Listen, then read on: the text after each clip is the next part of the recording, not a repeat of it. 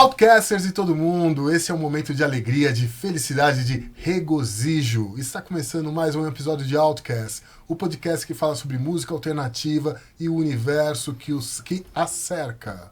Eu sou Maurício Gaia, aqui do meu lado está Zé Antônio Godual. E aí, Zé, tudo bem? Sempre assustado com essa sua autoestima, assim, do jeito que você fala.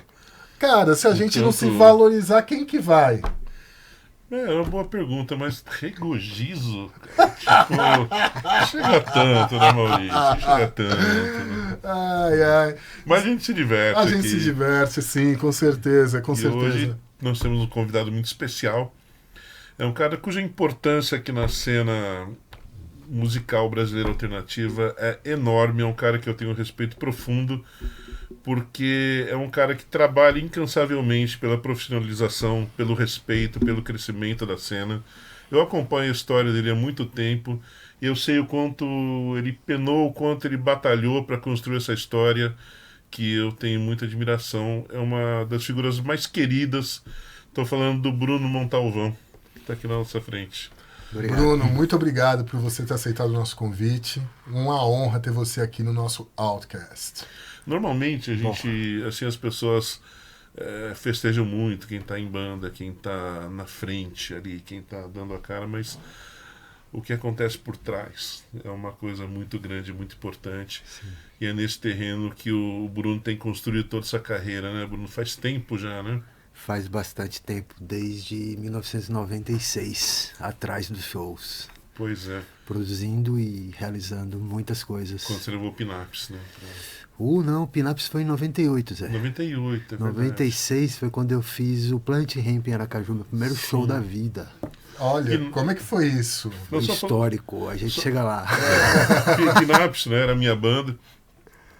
Na época era muito difícil tocar fora de São Paulo, por uma série de questões de logística e tudo mais, até que a gente foi convidado para tocar no Abril pro Rock, que era um festival muito grande, assim. Sim. E daí apareceu um show em Salvador, um show em Aracaju, com o Bruno. Fiquei felicíssimo. Falei, porra, finalmente Pinaps vai tocar no Nordeste. Daí eu quebrei o dedo, não podia. Zé machucou o dedo, não foi? Quebrei o dedo. Putz, Foi o Rafael do Planet. E eu fiz esse show do Pinaps porque o Pinaps era a minha banda preferida, né? Assim, de todas as bandas do indie da época, o Pinaps era, pra mim, a número 1. Pra mim, era a banda que dialogava com meus ídolos gringos. De fora, assim, sim. Era a banda que, pra mim, tava equiparada ali, pau a pau, com as bandas gringas. E meu sonho era conhecer o Zé e conhecer a Lê. Porque eram meus ídolos, saca? Eu ficava em Aracaju ali, super longe de todo o centro, de tudo que acontecia. Eu ficava só imaginando, no dia que eu conhecer esses caras, eu vou falar isso, vou falar aquilo. Na hora eu ficava mudo e não conseguia falar nada. Mas eu sonhava em realizar isso. Aí quando eu consegui fechar o show, o Zé quebrou o dedo e não pôde ir. Mas por sorte foi um querido também, que foi o Rafael. Foi o Rafael, foi incrível. Cara. Foi substituir, tocava no Planet, ele já tinha ido em Aracaju 2 anos antes, no primeiro show que eu fiz. E aí foi um prazer também, recebi o Zé, a Lê, a Liana e o Flavinho. Foi incrível. Pena que o Zé não foi. Então eu queria tanto ter ido nessa turnê, cara, porque Pinaps nunca mais foi pro Nordeste. Poxa. Eu queria muito, cara. Eu queria comer caranguejo na praia com eles. Você acha que eu não? Meu maior sonho era esse, bater um caranguejo com Pinaps. Levar a galera pra comer um caranguejo, né? Pois é, quem sabe, né? Se a Lê vier, um dia a gente ainda faz isso. Estamos vivos ainda. Claro, nada é impossível. Tem tempo pode realizar. Sim, com Bruno, certeza. conta aqui pra gente, como é que você decidiu começar a trabalhar com música, trabalhar em produção e tudo, e por quê? Essa é uma história muito louca, assim. Essa é uma história que eu posso dividir em 3 partes, tá? Eu vou dividir, assim, uma vez uma pessoa me fez essa mesma pergunta para um jornal, uma entrevista que eu dei, e me perguntou quando que eu comecei a produzir e tal. Eu fui lembrando, e eu me lembrei de quando eu tinha 8 anos de idade. Eu brincava com os bonequinhos da Gulliver, que eram os bonequinhos que tinham uma pose estática, assim, eles eram o Hulk, o Capitão América, eles tinham umas poses paradas, assim. E eu via aquela pose e eu imaginava, nossa, cabe um instrumento ali. Aí eu comecei a construir instrumentos, guitarra, bateria, baixo, de massa de modelar, massinha de modelar. E eu acoplava nos bonecos, colocava numa caixa de papelão, fazia como se eles fossem uma banda. E aí eu colocava um disco do Roberto Carlos que a minha tia tinha dado para mim, que era aquele o Inimitável. Inimitável. Roberto Carlos tinha aquela, se você pensa que vai fazer de mim, Sim. eu só colocava essa música. E aí eu brincava com os bonequinhos, os outros bonequinhos todos Era de uma exército, plateia. era plateia, e eu brincava de fazer show, com 8 anos. Você já fazia o show. Eu já fazia o show brincando sozinho dentro da minha casa. E aí pula para 85. Quando eu tinha 12 anos, eu ganhei de presente de aniversário uma ida para o Rock in Rio, Tá. para ver o show do Queen. Sim. E aí Demais. eu estava nas costas do meu padrasto, na Cacunda, né? Nas costas do meu padrasto, vendo o Fred Mercury cantando Love of My Life e tal. E eu me lembro assim de ficar hipnotizado vendo ele cantando e de repente eu olhei para trás e vi todo mundo estava cantando assim. Eu falei, nossa, cara, como é que ele consegue hipnotizar as pessoas assim e fazer todo mundo cantar sem saber o que está cantando ou cantar numa outra língua? Eu não sei nem o que ele está dizendo, como é que ele faz isso? E aquilo ali me captou de uma maneira que eu falei, eu quero trabalhar com isso de alguma forma. Mas eu tentei tocar, não sabia. Tentei cantar, era péssimo. Tive uma banda com Wilson Power, Formigão, Rafael, antes Sim, do Planet mas- acontecer no Rio. Era, não me lembro o nome da banda, cara. Era alguma coisa com flies de mosca, assim, tipo moscas malditas, era alguma coisa assim, não me lembro direito. E eles queriam que eu cantasse porque eu era galeguinho, loirinho, na época eu tinha cabelo, né, surfista, bonitinho, então bota o Bruno pra cantar e tal. Só que quando eu ia tentar cantar, eu entrava tudo errado, eu não sabia a hora que tinha que entrar, eu ficava nervoso. Certo. Aí eu falei, cara, não é pra mim isso, mas eu preciso entender como que eu vou fazer, porque eu quero trabalhar com isso. Então eu comecei a prestar atenção e vi que eu podia ser produtor. Eu vi que eu podia produzir os shows e não querer ser artista, porque eu nunca fui artista. Eu sempre gostei de estar ao lado dos artistas, de estar próximo, de criar junto, mas eu não tenho essa talento artístico de pegar um instrumento e tocar. Eu Sim. sou um zero, assim, nem me chama porque eu não vou conseguir. Eu tenho cãibra na mão, eu fico nervoso, sabe? Não rola. Então eu comecei a tentar produzir. E a primeira chance que eu tive foi com o Planet Hemp, porque eu fui estudar faculdade de comunicação no Rio de Janeiro. Por sorte, o Carlos Rasta, que era hold do Planet Hemp, foi meu primeiro amigo no Rio, e ele me convidou para ir no terceiro ensaio do Planet Hemp. Que legal. Sim. E aí eu fui quando a banda estava começando, assim, o Skank ainda era vivo, Marcelo, não tinha Gustavo, não tinha Benegão, era o embrião da banda. E aí eu fui lá no estúdio que ficava ali na Santa Teresa, esqueci agora o nome, cara, mas era o clássico lá, o estúdio, daqui a pouco eu me lembro, onde eles começaram a ensaiar. E dali dos ensaios eu comecei a visualizar que eu podia ser uma espécie de ajudante, produtor, Sim. alguma coisa desse tipo. Certo. E quando eles foram gravar o Usuário, eu colei neles e falei, sou o produtor, o que vocês precisarem. Aí eles falaram, não, mas a gente já tem o Ronaldo. Eu falei, eu sou assistente do Ronaldo. Eu já conversei com ele, nem tinha conversado com o Ronaldo, cara. Depois eu fui falar com o Ronaldo e falei, não, Ronaldo, deixa eu participar aí, cara, só Certo. quero ajudar e tal, não sei o quê. E o Ronaldo era meu amigo na época, né, gostava de mim, falou, vem aí, Bruno, ajuda aí. E aí eu ficava lá no estúdio, lá fazendo qualquer coisa, sabe? Precisava comprar uma cerveja, e eu ia lá e comprava a cerveja. Precisava não sei o que, eu ia lá e resolvia. Eu era uma espécie de office boy produtor. Certo. Mas, enfim, desse processo eu consegui conhecer, por exemplo, o Renato Russo, que gravava depois do Planet Hemp, a Gal Costa, que gravava antes do Planet Hemp. Aí eu comecei a entrar naquele mundo ali nas nuvens, né? Estúdiozão, assim, eu falei, nossa, esse negócio é mágico, assim. Eu ficava pensando que era tudo mágico e eu queria só estar dentro daquele negócio. Dali em diante eu fui. E meu primeiro show mesmo foi o do Planet em Aracaju em 96, né? Uns 2, 3 anos depois. E depois numa campanha política do PT, me convidaram para produzir um show do Racionais MC no meio de uma encruzilhada de 4 periferias em Aracaju. Aí me deram a responsabilidade de cuidar do Racionais, Taíde DJ1, Lino Cris, Nossa Senhora. Pulga do ABC, não sei quem mais lá. Era 33 pessoas de São Paulo e eu sozinho de Pra cuidar de Aracaju tudo. para cuidar de todo mundo. fui trollado, fui sacaneado 1000 vezes pelos caras e tal. Mas no final das contas eu fiz tudo certinho. E no final das contas os caras vieram e apertaram minha mão e disseram, pô, obrigado, você foi foda demais, e tal. né? E eu fiquei assim, realizado, né? Porque Claro. Racionais pra mim era alto nível. Assim, Sim, então, tipo, era. era não, Era. sempre foi. Então, tipo, mas eu digo era pela minha distância, de eu estar em Aracaju e os caras estar aqui em São Paulo. E para mim era tudo muito distante, Zé. Eu lembro que eu pegava as revistas Bis e eu ficava olhando aquelas fotos ali das pessoas que escreviam. Eu falava, cara, eu vou ser amigo desse cara, eu vou ser amigo desse cara. Um dia eu vou falar com todas essas pessoas. Mas era um sonho, sabe? Assim, era tudo muito distante, assim.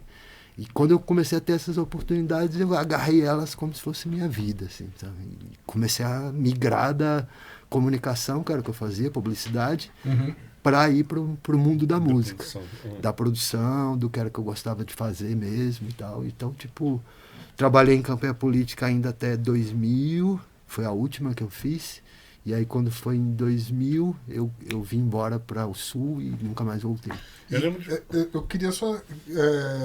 nesse período entre 96 e até a sua saída lá de Aracaju, queria que você falasse um pouco como é que era produzir numa cena que assim é longe, né, dos grandes centros.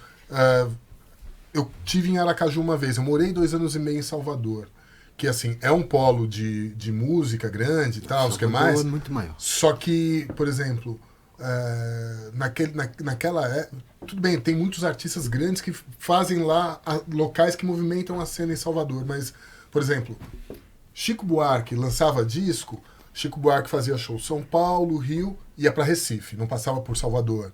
Muitos artistas não passavam por Salvador, né? Imagino que em Aracaju fosse mais difícil ainda, né? Nesse sentido. Como é que era viver profissionalmente dentro de uma cena que é longe dessa cena, desse grande polo que é São Paulo e Rio? Sim. Cara, você tocou num negócio que é muito complicado, assim, né? Primeiro porque eu sempre gostei de um determinado nicho musical, que era totalmente oposto ao que todo mundo gostava em Aracaju, principalmente.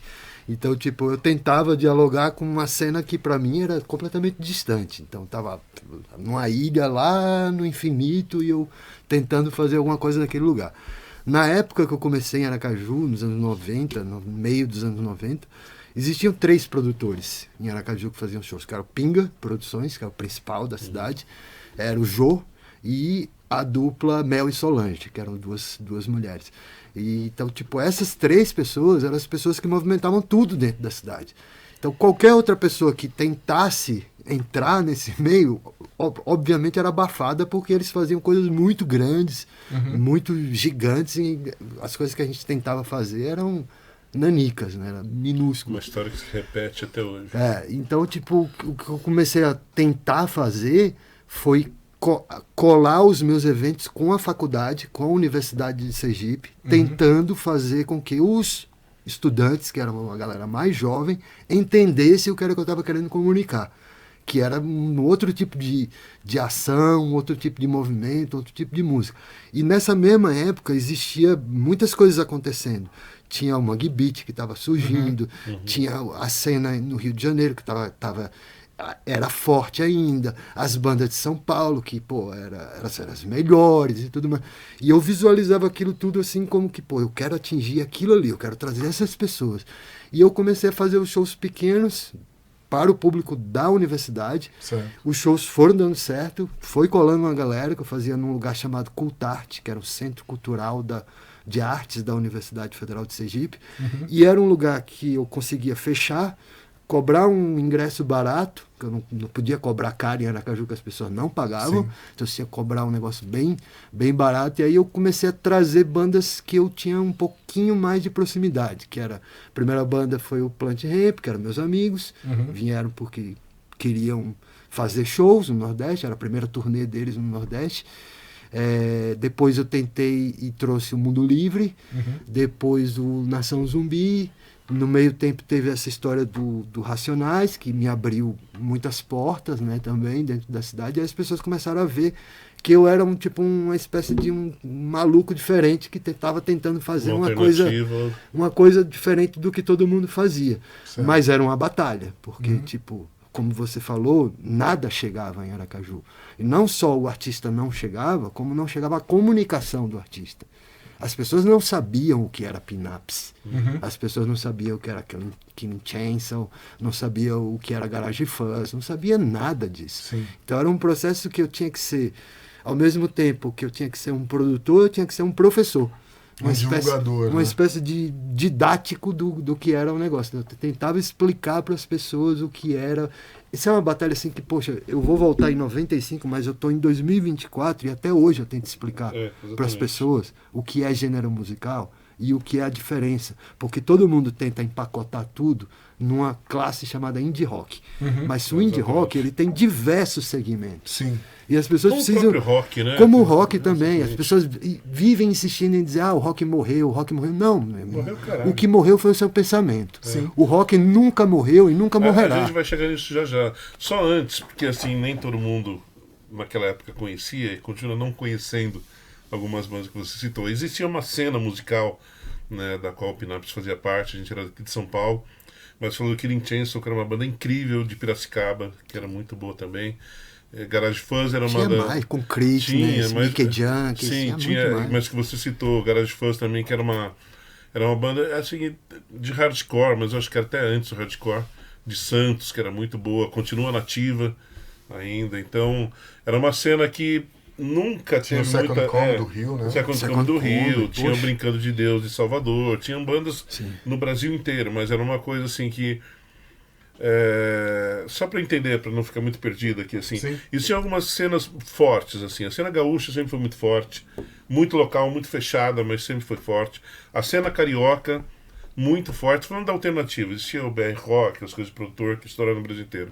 Brasília tinha uma cena forte, São Paulo tinha uma cena forte e daí algumas cenas menores em sei lá, Aracaju deveria ter, eu sei que não tinha, não tinha, né? Então, na época era muito embrionário. No Paraná, em Salvador tinha ali em volta do Café Calypso, né? Em Salvador já tinha. Mas era uma época que assim, tipo, era difícil até de se comunicar. Sim. Né? A gente se comunicava ainda por carta, por fanzine. Por era telefone. Era época do começo do Mirk ainda. Sim. Tudo muito embrionário ainda, sabe? E tipo, em 98 eu fiz o Roxy, que foi esse festival que eu trouxe o Pinaps, e eu fui numa tentativa de ser grande, megalomaníaco, né? Eu sempre quis ser sei lá, megalomaníaco, né? Fazer coisas grandes assim e tal, chamar a atenção, né? Sempre foi minha intenção, chamar a atenção.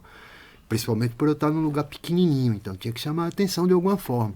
Então eu inventei que eu queria fazer um festival. Depois de 2 anos fazendo shows pequenos, dando certo, eu falei, tá na hora de fazer um festival, galera. Aí eu tinha uma produtora que chamava Marginal Produções. Veja bem, o nome da produtora era Marginal Produções, em Aracaju, Sergipe. Os amigos do meu pai, por exemplo, não entendiam o nome, achavam que eu era marginal. Vinha seu Wellington Mangueira, que era secretário de Segurança Pública, amicíssimo do meu pai, presidente lá do Cotinguiba Clube, tudo mais, um grande advogado, grande jurista e tudo mais. Mas ele chegava na casa do meu pai, ficava tomando uísque com o meu pai lá e virava para mim e falava, Bruno, por que você botou esse nome, marginal? Você sabe o que significa isso? Eu falava, sei. E você conhece Elliot Sica? Não, eu falava justamente, eu sei o que significa marginal. Eu acho que o senhor é que não sabe. Ou o senhor só tem uma ideia do que é marginal, porque o senhor é um policial, então o senhor tem uma ideia do que é o marginal. Mas para mim, marginal sou eu, uma pessoa que está à margem da sociedade.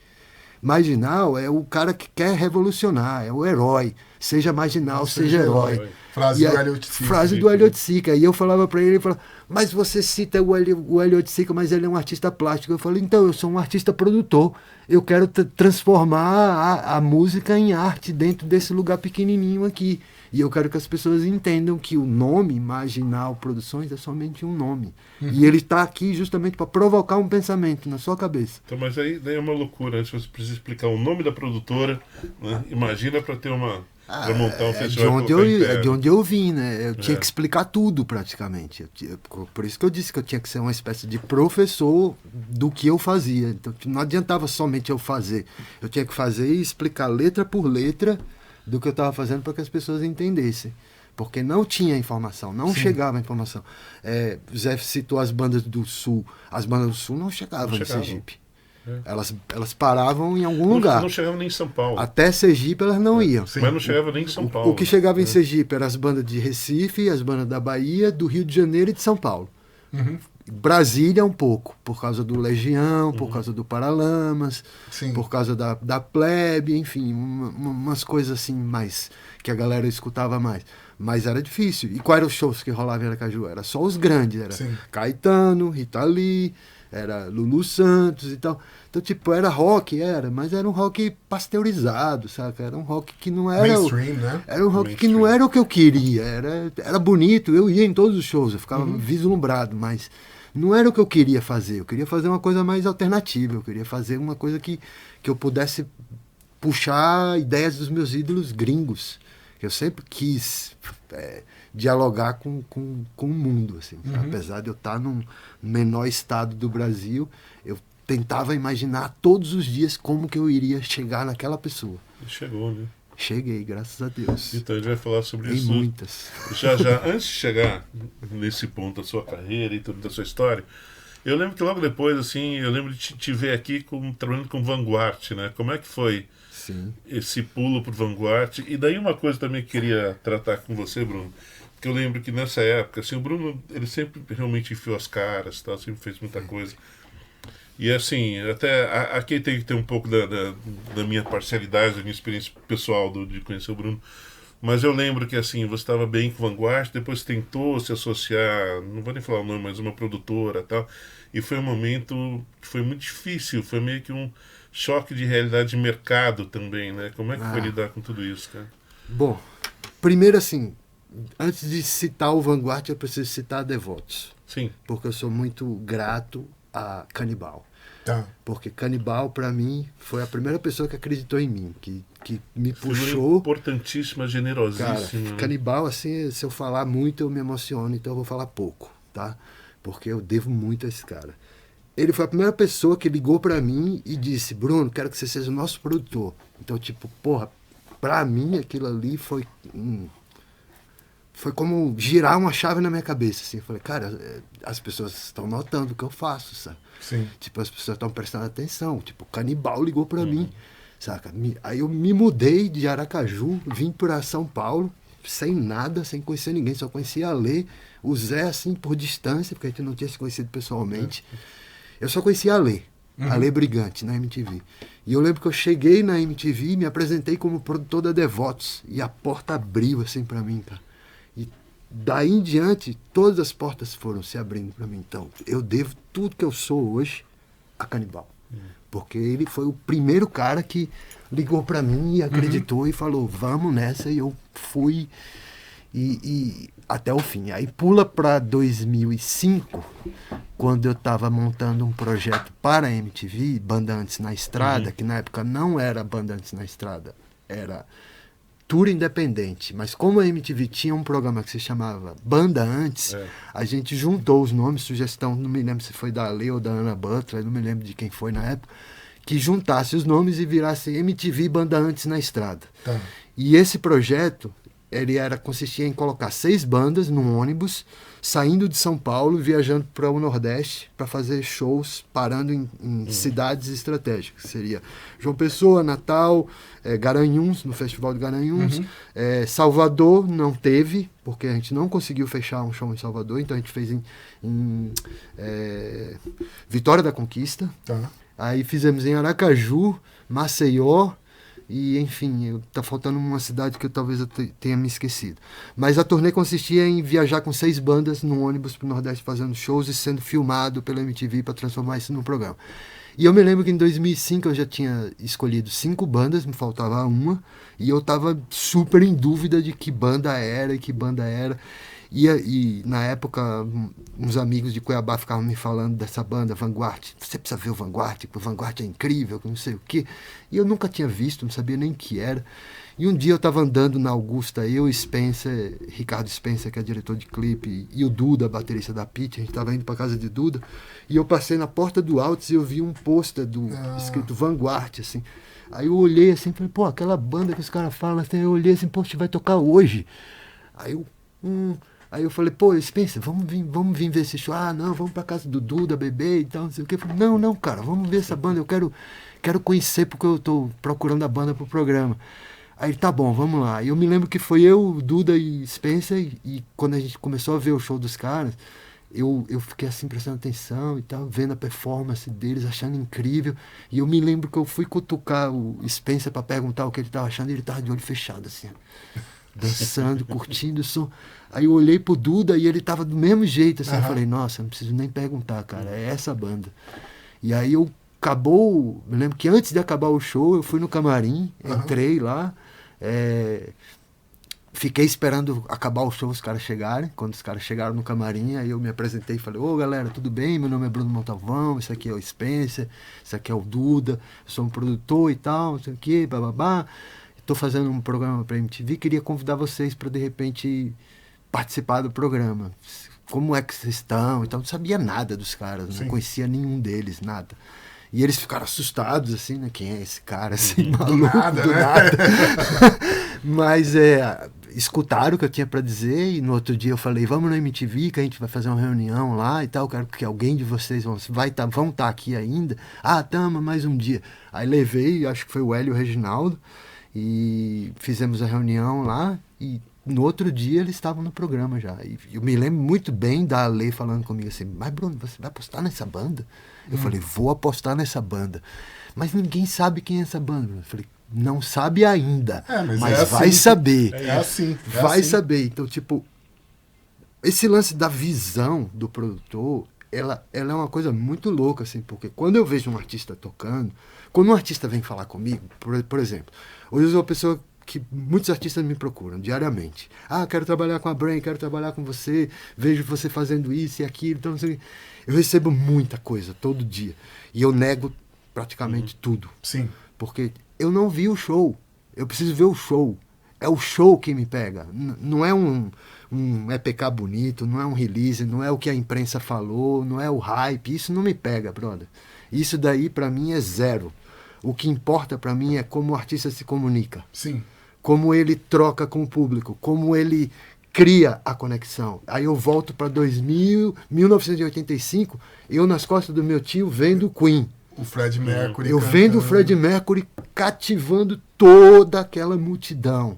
Aquilo para mim é artístico. Sim. Aquilo para mim é o que dá o start, o lance na coisa toda. Então, tipo, se eu ainda não vi um show, eu vou buscar ver o show. Se algum artista me interessa, eu vou querer ver o show, porque no show eu me convenço ou não. Sim. Então, mais ou menos isso daí. E o Vanguard foi assim, cara. Eu descobri eles num show, eu vi e fiquei alucinado. Trabalhou assim. vários anos, né? Trabalhei de 2006 até 2013, assim. Todo o auge da banda, todo o processo de aparição na primeira vez na televisão, aquele que vocês foram lá no Rose Bombom na época, gravar com eles e tal, foi a primeira vez que eles entraram na MTV, depois veio o programa da MTV, depois vieram as turnês e tudo mais, aí eu já comecei a produzir eles, aí teve aquela confusão com Fora do Eixo, eu quis sair da banda porque eu não concordava com aquela política nefasta toda, pulei fora, depois voltei. Você quer falar sobre isso? Sobre essa confusão? Mas futuramente a gente pode falar. Mas é que, assim, pra mim, assim, Fora do Eixo, no Brasil, ele teve um ano bom. Que foi o ano que ele surgiu. E depois virou uma coisa nefasta. Exatamente. Uma coisa que nivelou a música brasileira num nível muito raso, muito baixo e que dura até hoje. Sabe? Então, tipo assim, não são pessoas que são ligadas em música, sempre foram pessoas ligadas à política, ligadas a movimentos. Então, tipo, se usurparam da música, dos artistas do movimento, com aquela ladainha de artista igual a pedreiro, porque aquilo ali é uma ladainha, não é um papo sério, é uma ladainha. Mas com essa ladainha, eles enganaram até o Caetano Veloso, brother. Eles enganaram um monte de gente com esse papo. Então, tipo, Atrasaram pra cacete a vida atrasaram a vida de uma galera, atrasaram a vida da cena, atrasaram a vida do movimento todo que vinha embrionando e surgindo organicamente, sabe? Foi uma briga grande, séria. Dá uma procurada que é interessante. Não é assim, eu não quero sabe? citar nome de sim. ninguém, porque eu não quero ser processado por ninguém, entendeu? Isso é uma parada que Isso faz parte atrapalhou do muito passado. o festival independente também, Cara, né? isso atrapalhou o festival independente, isso atrapalhou a vida dos produtores, isso atrapalhou a vida dos artistas, isso nivelou um cachê num mínimo de 2.000 que não pagava, Maurício, uma passagem, velho. Sim. Você tinha que, por exemplo, você estava em São Paulo e você ia fazer um festival na Amazônia com R$ 2.000 de teto. Quantas passagens você compraria para? Nenhuma. Praticamente zero, cara. Então você pagava para tocar nos eventos para os caras se fazerem no nome dos artistas. Aí quando ele botava um artista grande, eles pagavam uma fortuna para o artista grande. E os artistas pequenos, médios e tal, ficavam com as migalhas. E isso dura até hoje, sabe? Essa política dura até hoje. Isso é uma loucura, eu queria falar com você, independente disso também, esquecendo isso aí um pouquinho. Que até eu passei por isso e vejo isso acontecer. Ao que você atribui o fato da cena independente não ter um crescimento, ou não ter pelo menos um circuito como lá fora? Porque, A por cena exemplo, do Brasil. Porque você vai nos Estados Unidos, por exemplo, sei lá, a gente tem o Superchunk. A gente gosta do Superchunk e tal, mas lá fora eles são uma banda pequena. Sim. Sabe, não são uma banda grande nem média, é uma banda pequena. Mas eles sobrevivem tocando, eles têm onde tocar, eles têm isso. E aqui no Brasil isso não acontece nunca. Né? Queria a sua opinião sobre isso e depois também discutir uma coisa que me incomoda muito, é um número incrível de pessoas, também não vou citar nome, embora eu devesse processar, mas assim, de pessoas que trabalham e pregam, sei lá, uma filosofia, estamos ajudando as bandas, estamos fudendo com as bandas. Sim. Bom, assim, esse é um assunto muito delicado, né, bicho? Tipo, por que a cena do Brasil não acontece? Sério, vários fatores. Falta de união. Não temos união em nossa cena, de forma alguma. Zero união. Aqui é cada um por si, Deus contra todos. Cada um tenta fazer o seu corre, ninguém faz um corre conjunto. Eu pego exemplos, assim, eu sempre dou esses mesmos exemplos, assim, a cena do México, a cena da Argentina. Hoje em dia eu trabalho muito mais com artistas gringos do que com artistas nacionais. Por quê? Porque os artistas gringos são melhores? Não. Porque os artistas gringos pensam melhor? Talvez, não sei. Mas principalmente por uma coisa, porque eles são mais organizados, porque eles são mais coesos e porque eles movimentam a cena entre si. Eles não movimentam separadamente, cada um fazendo seu corre, tentando sobreviver. Eles se juntam para fazer uma coisa e levar o nome da cena e o nome do país adiante. Por que é que nos Estados Unidos bandas pequenas, por exemplo, vimos o show da Bikini Kill aqui semana passada, que é uma banda cultuada no mundo inteiro, mas nos Estados Unidos são pequenas. Sim. São de Olímpia, uma cidadezinha no interior de Washington, que, por sorte, é a cidade de onde veio a Carré, Records, Calvin Johnson, blá, blá, blá, Nirvana passou por ali e tudo mais. Mas é uma banda pequena, entendeu? Mas o que acontece nos Estados Unidos é que as bandas criaram uma cena que é unida. A cena se sobrealimenta, sabe? Tipo, existem os nichos de cada movimento, de cada cena, e esses nichos conseguem dialogar entre si. Exato. Por exemplo, o Nirvana, quando veio tocar no Brasil, dia desse eu estava escutando, não me lembro quem foi que me contou essa história. Quem veio de road dos caras? O Ian MacKaye, o cara do Fugazi. Então, tipo, o que é que o Fugazi tem a ver com o Nirvana? Nada. Mas os caras estavam juntos, um ajudando o outro. Por quê? Um ajudando o outro faz a coisa inteira crescer. Sim. Se você quer fazer uma parada sozinho e o outro quer fazer sozinho, você anda 2 passos e para. O outro anda 2 passos e para. Ninguém consegue construir a estrada nem andar até o fim.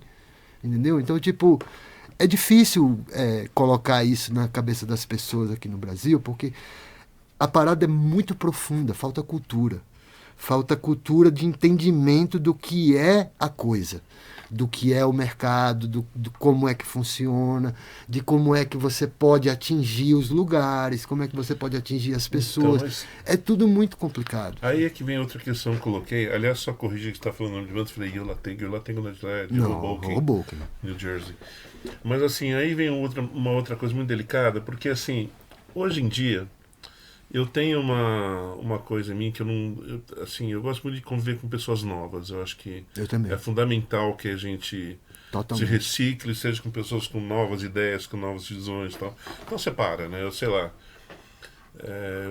Sempre lembro de ir nas galerias quando era moleque, ver o cara com a camiseta do Led Zeppelin. Eu adoro Led Zeppelin, mas o rock não parou lá. Sim. Um monte de coisa aconteceu. E hoje é dos Ramones, né? Camiseta hoje dos Ramones. O Motorhead. O Motorhead. Motorhead. Mas assim, mais uma coisa que eu ia tocar é que assim, hoje em dia eu vejo algumas bandas que estão tendo essa colaboração. Sei lá, convido o pessoal do Antiprisma, da Retrato, com o Lê Almeida, por exemplo. É um pessoal que tem essa colaboração. Vem um na casa do outro, um arranja lugar para tocar. Mas a cena, assim, encolheu de uma certa forma. Que Falta eu fico, espaço, né? Falta lugar. espaço, falta uma visão. Fico. Bom, vamos lá. Só assim, fico pensando se isso é reversível. Isso também não é culpa do que eu falei dessas pessoas que pregam uma coisa que eu não sei, assim, eu vi muita gente falar de música, na verdade fala de mercado, engana, vende uma ilusão que não existe. Você sabe do que eu estou falando, enfim. Sei bem. Bom, você falou do Lê Almeida. Sim. Quero citar o Lê Almeida, porque o Lê Almeida, para mim, hoje, das pessoas que fazem a música independente no Brasil, ele é uma das pessoas mais importantes. Eu também acho. Sim, Porque ele é um cara que acho. movimenta sozinho uma cena inteira underground no Rio de Janeiro. Exatamente. Com o escritório dele, Sim. com os movimentos que ele faz lá, com as turnês que ele faz no exterior, com o lance que ele conseguiu de tocar com o Beauty Spill, que ele foi pro mundo inteiro e tudo mais. Conseguiu romper a bolha, sendo um moleque negro da periferia, vindo da Baixada Fluminense, sem nenhum acesso às coisas e sempre rejeitado, sempre posto de lado, patinho feio, Sim. papapá. Mas mesmo com todos esses reverses, ele conseguiu se destacar. E ser generoso. E ser generoso com as pessoas, que é o mais importante. Então você citou o Antiprisma, eu citaria outros exemplos, citaria a Bike, eu citaria outras bandas que movimentam cenas também. Por exemplo, a Bike tem o projeto Bike Convida lá no interior, na cidade dele, São José dos Campos, que eles chamam as bandas independentes para tocar com um cachê que pago demais pela isso. prefeitura. Que demais. Então, tipo, as bandas no Brasil, poucas bandas fazem isso, de querer movimentar a cena da sua cidade. Por que é que o Superchunk consegue sobreviver? Porque dentro da cidade, dentro da comunidade deles, dentro do núcleo deles, eles são a banda mais importante. E sendo a banda mais importante, eles levam a comunidade deles para o mundo. E a música, ela baseia-se, a cultura musical, ela baseia praticamente nisso. Mostre a sua comunidade, apresente a sua realidade e seja global, entendeu? Exato. A partir desse momento você vai começar a chamar a atenção para o seu local, para onde você veio, e vai fortalecer aquela cena, aquele lugar. Então, daqui a alguns anos, possivelmente São José dos Campos pode virar um polo de música psicodélica, graças ao trabalho que a Bike vem fazendo de formiguinha. E outras bandas também fazem isso. Assim, eu posso me esquecer assim agora, mas enfim, Garage Fuzz deve ter feito isso na época deles e tudo mais. Mas, assim, falta aos produtores, grandes produtores no Brasil, um pouco mais de visão do que é a música em si, que não é só hype, gente. Vamos parar com isso, assim, de só botar nos grandes eventos, nos festivais, artista que está hypado, artista que está falado na mídia, ou que é incensado por uma assessoria de imprensa maravilhosa que pega um artista fraco, bem fraco, e transforma ele em algo importante. Sendo que ele não é. Sabe? Se ele for tocar com... E pior que esse cara acaba entrando... Não só... Porque ele entra ele no se line-up ilusiona. de vários festivais. E o artista começa a se ilusionar também. Tá aqui sabe? na pauta, ó. Máfia. Tá vendo? Né? Eles entram em vários festivais. E assim, festivais tem hora que assim, pô, você vê um festival, você viu todos os outros. Todos os outros. Porque é o mesmo line-up. Exatamente. Isso, Mas- assim, graças a Deus, desculpa interromper, Zé, graças a Deus isso tá começando a entrar em voga agora, de começar a discutir a repetição de lineups. Sim. Porque no Brasil, nos últimos anos, o que a gente vê é figurinha repetida atrás de figurinha repetida, Sim. sabe? E uma produtora ou um produtor que se destaca um pouco mais do que o outro consegue emplacar os seus artistas 3 ou 4, 5 às vezes no mesmo festival. Pô, e os outros ficam com o quê? Então, Tipo, mas- eu faço um puta num trabalho internacional, talvez eu seja o produtor independente no Brasil que mais faz trabalho internacional, e aqui no meu país as pessoas não olham pra mim. Então, mas aí é que eu vou te falar, porque assim, eu nem condeno os produtores que fazem isso, porque eles estão definindo a grana deles lá. Infelizmente, nem todo mundo olha Mas pra qual música. grana, Zé? Que um artista desse sei. que eu tô citando não vai levar grana Não, nenhuma tô pra falando- ele. Não, tô falando desses que colocam em festivais, colocam na grande mídia, que a gente sabe desses artistas que estão lá. Que não são pessoas que, assim, musicalmente vão definir nada na história da música brasileira, mas que no momento têm uma visibilidade, se tornam célebres por alguns, nem sempre por questões musicais. Mas o que me assusta é pensar, você ver que os festivais, a curadoria dos festivais não olha para isso, Não, olha. sabe? Assim, eu acho, assim, até dando um exemplo que nem é daqui, mas é muito bizarro você pensar que lá nos anos 90, Perry Farrell falou assim, vou criar um festival para privilegiar os artistas Os independentes, independentes. chamado Lollapalooza. Hoje você olha o line-up do Lollapalooza, é o contrário disso. Não, Sim. o line-up do Lollapalooza hoje é uma espécie de boutique, né, cara? Exato. Não é um festival. Ele Só é você tem, sei lá, É um ele local para ativação de marca. É ativação de marca, É. cara. Você pega Rock in Rio, Lollapalooza, Primavera, todas essas coisas assim, cara, é pra ativar a marca. o próprio sabe? Primavera, né? Que deveria ter uma proposta. O Primavera Diferente. é o que consegue se diferenciar um pouquinho mais, É, eu entendeu? também Porque acho. ele vem com a estética da Espanha É, e Barcelona. traz a ideologia deles pra cá. Então, tipo, a curadoria do Brasil, ela não consegue, assim, tipo, fazer muita coisa, não? Porque é muito regrado pela direção lá da Espanha. Então, eles conseguem elevar um pouquinho a qualidade por conta disso. Agora, se você pega um Lollapalooza, por exemplo, é um festival que ele já vem todo montado. é, Então, tipo, os artistas que tocam em Chicago, tocam no Chile, tocam na Argentina, tocam no Brasil, tocam na Alemanha, tocam não sei o quê, é sempre os mesmos, Sim. sabe? Tipo, é tudo vendido anualmente. Então, sobra para o artista brasileiro pouco espaço. E o pouco espaço que sobra para o artista cartas brasileiro marcadas. Né? cai nas cartas marcadas do hype, cai nas cartas marcadas do produtor que é amigo, ação entre amigos, tal.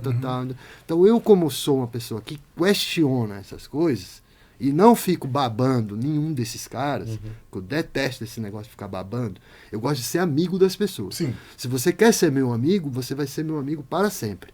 Agora, para eu ficar lhe bajulando, não conte comigo. claro. Sim. Lógico. Porque eu não estou aqui para bajular ninguém. E nem quero ser bajulado também. Porque eu detesto quando alguém vem me bajular. Se você quer conversar comigo numa boa, chegue, meu amigo. Você vai conversar 10 horas comigo. Agora, chegar para dizer, Bruno, não sei o que e tal, pô, você... Cara, poxa, aquilo ali já perdeu meu tesão de falar com a pessoa, tá? Ô Bruno, agora me diz uma coisa, assim, eu, enquanto ali artista independente na época do Pinaps, eu sempre pensei nisso, que era uma coisa que sempre me questionei muito. Tipo, produtor no Brasil. Não existe produtor no Brasil. Deve ser uma exceção. Mas assim, não existia. Na época não existia mesmo. Hoje talvez estejam alguns. Não existe produtor interessado em pegar banda pequena, em pegar banda alternativa, em construir uma cena. Né? É muito mais fácil você pegar um hype, ganhar de seu dinheiro, fazer seu nome, do que você querer criar alguma coisa nova. Isso é uma coisa que me assusta, porque assim. E eu nem estou falando de artistas independentes, mas sei lá, anos 60, anos 70, até anos 80 a gente vê uma renovação aqui na música nacional, e agora não existe mais. Sim. Agora está na mão desses hypes.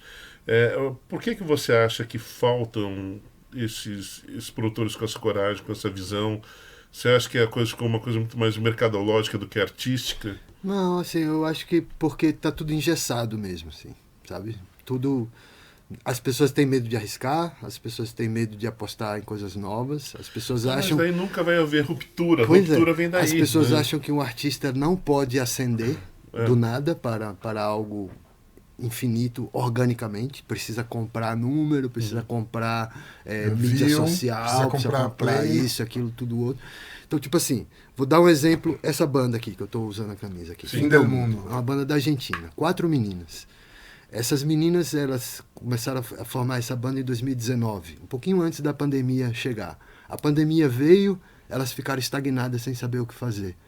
A banda lançou um EP, depois tentou lançar um segundo EP, aí veio a QXP e pinçou elas para que elas gravassem um especial da Argentina com bandas para a QXP. Elas eram a menor banda, a mais nanica de todas que estavam nas 8 bandas que participaram desse programa.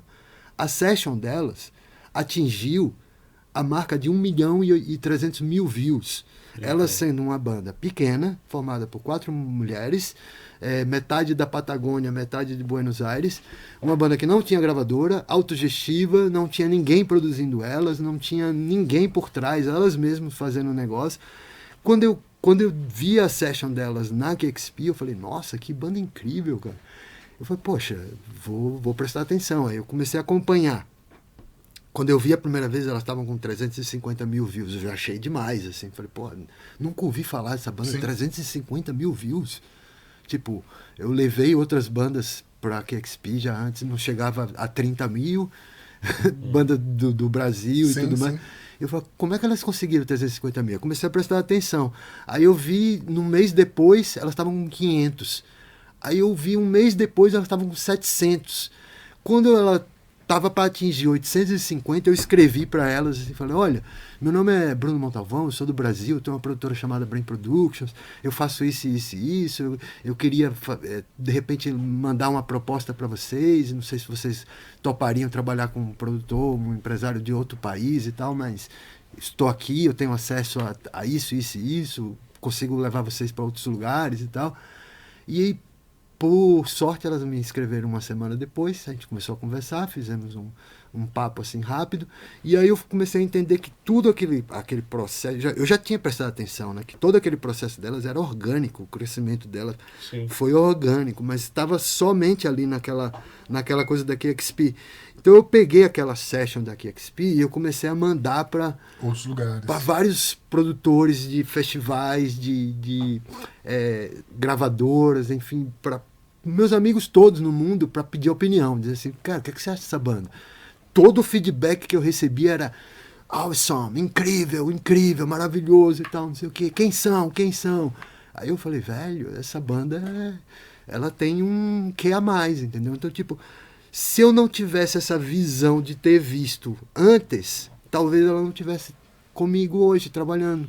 Talvez Mas além da visão também tem uma... Assim, pelo que você comentou comigo, ainda é um trabalho em crescimento, ainda é um trabalho, não é um... Sim. Né? E assim, como é para você bancar isso? Porque na verdade, assim, eu Como acho... é para nós. Porque exato, no mas... caso da Fim do Mundo, eu faço a minha parte, elas fazem a parte delas. A Fim do Mundo é uma banda autogestiva, então a gente banca junto. Mas história. é uma coisa que assim nenhum outro produtor quer fazer hoje em dia. Eu acho que é esse tipo de coisa que falta. Ah, mas eu quero porque, assim, eu acho que se eu conseguir elevar uma coisa que não tem o hype comprado, não tem essas coisas todas que É um que crescimento existem, para você também. é um crescimento orgânico, eu consigo crescer o artista e levar ele para vários lugares, eu consigo crescer junto. Exato. Então, tipo, eu no bastidor, eu posso ficar lá atrás e o meu nome vai ser ventilado junto ao nome do artista, eu não preciso aparecer. Sim. E você que Nem está quero. aí, que pensa em trabalhar com produção, use isso como exemplo, porque na verdade, você vai pegar um cara hypado e trabalhar com ele, vai trabalhar 2, 3 anos, acabou. Não. Não é uma construção, né? Não constrói. E também dá muita dor de cabeça, sabe? Porque, assim, te falando do lance artista, né? Artista tem ego muito grande, artista flutua demais, artista acha que é gênio, artista acha que é Deus, artista vive em uma outra realidade, né? Então, tipo, nem sempre, a gente sabe, Zé, nem sempre, mas você falou dos hypados. Sim. Os hypados são assim. Desculpa, mas são assim. Eu não sou uma pessoa que assopra a ferida, eu coloco o dedo. Não, e aí é uma outra questão também que vai além de música, né? Tipo, Eu acho que existe uma coisa, você querer ser artista e ser celebridade, são duas coisas. Mas no Brasil tá tudo, Hoje tá tudo junto. tá cada vez Porque mais no assim. Brasil todo mundo quer ser celebridade. Celebridade, é isso. Ninguém quer ser artista, É. ninguém quer ser Ninguém dá advogado, valor artístico. ninguém quer ser comunicador, ninguém quer ser jornalista, ninguém quer ser celebridade. Quer ser famoso, quer aparecer, Sim. quer estar na televisão, quer estar... Pá. Então, tipo, eu não curto isso. Ninguém. Eu já estive em todos os lugares que todo mundo quer estar e eu nunca tirei foto para ficar me exibindo e dizer que eu estava em tal lugar, sabe? Uhum. Poucas vezes eu fiz isso. Fiz isso no Grammy, fiz isso quando eu fui pela primeira vez na KXP, ou quando eu estive do lado da Sherry Walters, que eu fiquei emocionado. Sim. Para mim era um sonho, e a mulher super simples virava para mim e falava: Bruno, pare, não precisa falar comigo assim, eu sou normal. E eu falava: não, pô, é que para mim é outro mundo, Sherry, pô, tipo... Eu passei minha vida inteira pensando em chegar aqui. Então, tipo, falar com você é... Só como a gente tá falando para especialistas, explica quem ela é. A Sherry Walters é a apresentadora principal e uma das diretoras da KXP, que é a rádio Rádio de Seattle. de Seattle, que é uma das principais rádios do mundo de promoção, difusão e divulgação de música, não só independente, mas todo tipo de Exatamente. música global. Procure o canal do KXP no No YouTube. YouTube ó. tem sessões Onde eu incríveis. mostro aqui? Sua câmera é essa aqui. A lente da verdade é essa. Tem sessões incríveis, Então, lindas, com um cenário Isso. simples, bonito. É onde todos os artistas querem estar. É. É um lugar que te dá um highlight para você ir para o mundo inteiro rapidamente. Alguns artistas brasileiros já estiveram. Alguns lá. artistas brasileiros já estiveram. Eu, graças a Deus, ajudei alguns a ir. Quarto Negro, Bike, outros que eu não me lembro agora. Minha memória é meio fraca, tá, gente? É muita coisa na cabeça para eu me lembrar de tudo. Mas, assim, com o tempo, eu passei a ser uma espécie de consultor da KXP. Minha amiga Albina, que é apresentadora do Albina Alson Carreira. Cabreira. Albina Cabreira da KXP, DJ Chile. Eu comecei a lançar, mandava as músicas do Brasil para eles conhecerem, porque eles conheciam pouca coisa. Então, Sim. as coisas que eu achava que eram legais, que saíam aqui, eu mandava tudo, assim, falava: escuta isso, acabou de sair e tal, não sei o quê. Então eu acabei virando uma espécie de amigo da galera e hoje em dia virei uma referência no Brasil para eles. Então, tipo, se a Albina, por exemplo, é uma mulher que eu falo com ela todo dia, praticamente. A gente conversa no WhatsApp o tempo inteiro. Ela me pergunta, às vezes ela liga para mim para perguntar como é que fala Dadá Joãozinho, sabe? Ela fala: vou entrevistar o Dadá Joãozinho, não sei como é que pronuncia o nome dele. Já me ligou para perguntar como pronunciava Tim Bernardes, porque não sabia como. Então, tipo, eu tô ali para ajudar, entendeu? Tipo, ano passado a gente fez o show da Bike no palco da KXP no SXSW. Enfim, é o lugar assim que as pessoas querem atingir, e eu consegui atingir esse lugar assim de uma maneira muito natural, sabe? Porque eu cheguei sem querer bajular, Sim. que é a Eu queria palavra. saber Sabe? como- Eu cheguei sendo igual a eles. Como é que O você- único momento que eu fiquei meio nervoso foi com a Sherry Walters. Só queria saber como é que foi, como é que surgiu o seu trabalho com artistas internacionais. Que momento que isso surgiu? Porque, assim, foi o que você falou, hoje você trabalha com muitos artistas internacionais. Né? Como é que começou esse rolê? Cara, difícil me lembrar, hein? Eu acho que assim, o primeiro contato internacional que eu tive foi em 2007, quando eu fui para Bafim, uma feira de música em Buenos Aires. Sim. E ali eu comecei a ver a América Latina. Dali em diante, aí 2010 eu fiz o show do Jonathan Richman, que era cantor do Modern Lovers. Fiz no Sesc Pompeia. E o Jonathan foi um cara assim que eu convivi somente 4 dias com ele, mas parecia que tinham sido 4 anos, sabe? Porque o cara me ensinou 1000 coisas. O cara me ensinou um monte de coisas assim em 4 dias. Escutando ele falar, vendo ele se movimentar, a maneira como ele falava com as pessoas e tudo mais. Eu sou muito observador, eu não sou uma pessoa que chega já expansiva. Primeiro eu observo, depois eu vou. Porque eu não sei como é que a pessoa vai me receber, então primeiro eu dou uma observada e depois eu chego. Então, tipo, com ele eu prestei muita atenção. Agora, a guinada eu acho que foi em 2014, quando eu fiz o Mac DeMarco. A primeira turnê do Mac DeMarco no Brasil, eu e a Balaclava, eu pela Brain e a Balaclava junto. Foi o primeiro grande show que a gente fez junto e tal. E dali em diante eu comecei a visualizar que eu poderia trabalhar com outro tipo de artista. Não só trazer eles para tocar no Brasil, como trabalhar com artistas Sim. de fora também, ou pegar os artistas do Brasil e levar para fora, entendeu? Que era pouco ainda na época que isso acontecia. Poucas bandas saíam, uma ou outra saía para fazer turnê fora. Não sei se as pessoas tinham medo, se era porque era caro, porque não tinha os contatos, enfim. Mas eu comecei a cavar essas coisas. Basicamente que não tinha quem fizesse isso. Ou porque não tinha quem fizesse, talvez. Mas eu comecei a cavar essas coisas. Então eu passei, assim, a maior parte do meu tempo buscando saber como fazia isso. Lendo, vendo um monte de programa, um monte de documentário, tentando entender como era que a cena se movimentava fora, tentando entender como era que eu conseguiria chegar naquele lugar. E aí veio o start de começar a fazer as turnês na gringa. Em 2015... eu fiz a primeira, que foi com o Quarto Negro, foi uma sorte.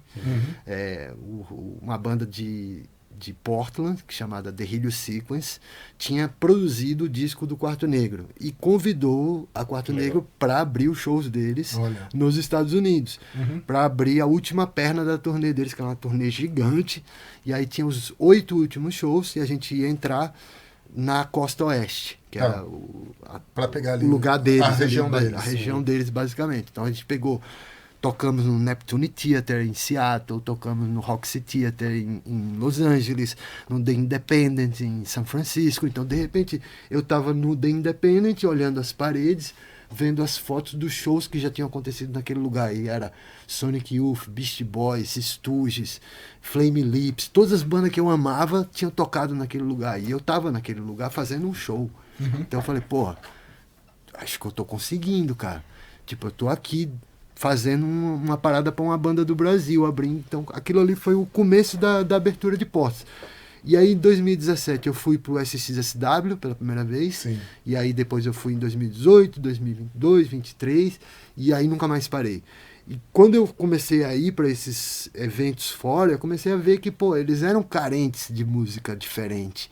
E a música brasileira é totalmente diferente daquela coisa quadrada, square dos Estados Unidos, entendeu? Então, tipo, se eu pego uma banda como a Bike e levo para os Estados Unidos, ela choca. Sim. Ela choca a cabeça das pessoas. Eu vi, ninguém me falou, eu vi as pessoas chocadas. Eu vi as pessoas vindo falar com a banda, eu vi as pessoas vindo falar comigo, eu vi as coisas acontecendo, entendeu? Então, tipo, eu comecei a visualizar que não era um bicho de 7 cabeças, entendeu? Era somente uma questão de se organizar e fazer. E aí eu comecei a instigar as bandas a querer fazer. Comecei a tentar criar uma ideia na cabeça das pessoas de que era capaz. E aí eu fui evoluindo. Os 2 últimos South by Southwest, por exemplo, eu fiz... em 2022 eu fiz 22 shows em 5 dias. Em 2023 eu fiz 25 shows em 5 dias. Eu teve dia que eu fiz 9 shows num dia só. Um produtor que veio de Sergipe, nos Estados Unidos, na meca da psicodelia mundial, produzindo 9 shows num dia. Nenhum produtor dos Estados Unidos faz isso. Então, tipo, eu não preciso que ninguém diga que eu sou capaz. Eu sei que eu sou. Porque eu construí isso organicamente, cara. Tijolinho por tijolinho, pedacinho por pedacinho. Lágrima por lágrima, suor por suor e sangue por sangue. Entendeu? Sozinho. Com poucas pessoas ao meu redor. Isso é demais. Eu estava falando sobre isso naquela hora, da falta de pessoas que fazem isso. Na minha época, eu queria ter tocado lá fora. Aliás, eu tentei uma vez, levei uma esnobada do Bruno, cara. Não. Levei uma esnobada que foi traumática. Porque assim. Pinaps acho que tem muito cara, arroz juro, com feijão para comer, para pensar num negócio cara. desses. Não, cara, que foi assim, você teve alguma esnobada na história do Pinaps? Tive, do Bruno Montalvão. É verdade. Como assim? É verdade. Não, conta aí, Zé. Não vou contar aqui, não. Depois, você sabe o que eu tô falando. Ele sabe. Você sabe bem. Mas enfim, eu acho que faltava isso, cara. Não tem pessoas que botam fé. Assim, a história... Você quer que eu lhe diga agora por que eu não dei? Não, eu quero que você fale depois. Mas assim... Eu tinha medo do Flavinho, cara, aprontar, velho. Mas não iria. Eu tinha medo, velho. Eu sei. Mas não iria. Com a gente ele nunca aprontou. Eu sei, ele era um doce, cara. Ele é um doce. Não, mas com a gente, cara, eu vou te falar assim, o Flávio era o nosso baterista, querido, baterista Amado, excelente, amo. assim, tipo, mas tinha uma história pregressa, assim, complicada, mas no Pinaps, cara, eu não tenho isso falar dele. Sabe? Não, ele sempre foi bom. Ele nunca deu trabalho pra gente, sabe? A gente tinha um acordo, ele sempre foi querido, mas assim, é um trauma, porque agora eu sei que eu não vou mais tocar lá fora. Por que Quer não? dizer, não sei, mas... Não Você diga tem isso, tempo. não. Mas se rolar, eu vou, Se o eu vou de Pinaps- novo. E daí, se ele Se me o esnobar Pinaps de voltar, novo... eu garanto que eu não esnobo de novo. Não, o Pinaps não vai voltar. Mas tem coisa minha que ele Então vai falar. vamos ver. Que ele vai falar mais pra frente. Mas, enfim. Mas, assim, eu sempre achei que faltam profissionais como você. E eu fico muito feliz e muito orgulhoso de ver seu trabalho, Bruno. Tenho que te falar, assim. Não tô te bajulando, não. Tô falando uma coisa que é realidade. Eu acho que falta esse tipo de profissional, falta esse tipo de coragem para as pessoas irem atrás. Falta muito. Sabe? Cara. Porque, cara, tem muita coisa boa acontecendo. Sim. Sabe? Eu fico muito triste de ver bandas que eu vejo que o trabalho é absolutamente coerente, não conseguem lançar um disco em vinil, não conseguem tocar fora daqui, porque não tem ninguém que fala assim, vem cá, e tem esse mesmo, sabe, essa mesma característica sua de ver. E daí você me falou também há um tempinho que você iria dar uns cursos também. Fazer mentoria, né? Fazer mentoria sobre esse tipo de construção. Eu queria falar um pouquinho, fala pra gente como é que é isso e se você acha que isso pode formar novas pessoas como você, assim, porque eu torço muito por isso. Esse é meu sonho, né, cara? Porque assim, quando você falou da máfia que existe no Brasil, por que a cena do Brasil não acontece, por que as coisas no Brasil não evoluem, por que não traciona, por que não vai adiante? Porque falta gente fazendo as coisas, entendeu? Então. E assim, só um parênteses, artista não sabe fazer isso. Não sabe, cara. Quando o artista fala, não, eu vou cuidar da minha carreira, fudeu, sabe? Sempre estraga. Assim, tem raríssimas Raras exceções. Sim. Mas de maneira geral não é isso. Mas assim, há muitos artistas que querem cuidar da carreira, que querem tomar conta, que querem ser autogestivos, mas no final das contas metem os pés pelas mãos, entendeu? Porque não sabem como fazer o business. Porque o business é diferente de você ser artista. O business ele exige um outro tipo de diálogo e um outro tipo de approach. É uma aproximação diferente. Quando eu falo com meus colegas que são empresários, que são managers, que são bookers de fora do Brasil ou daqui do Brasil, o diálogo é reto, é outro, é objetivo, é claro, não tem curva. Saca? E quando o artista entra, ele bota um monte de curva e bota um monte de dificuldade na coisa que às vezes não é necessário. Entendeu? Então, tipo, a coisa é simples. É esse o valor, é esse o custo. Posso sair daqui e vir aqui e me apresentar? Posso. Se não posso, vou esperar o momento que eu possa e aí eu vou. Tipo, não vou citar nomes, mas, por exemplo, acabei de passar por um exemplo de um artista que foi convidado para tocar num blockbuster festival e tudo mais.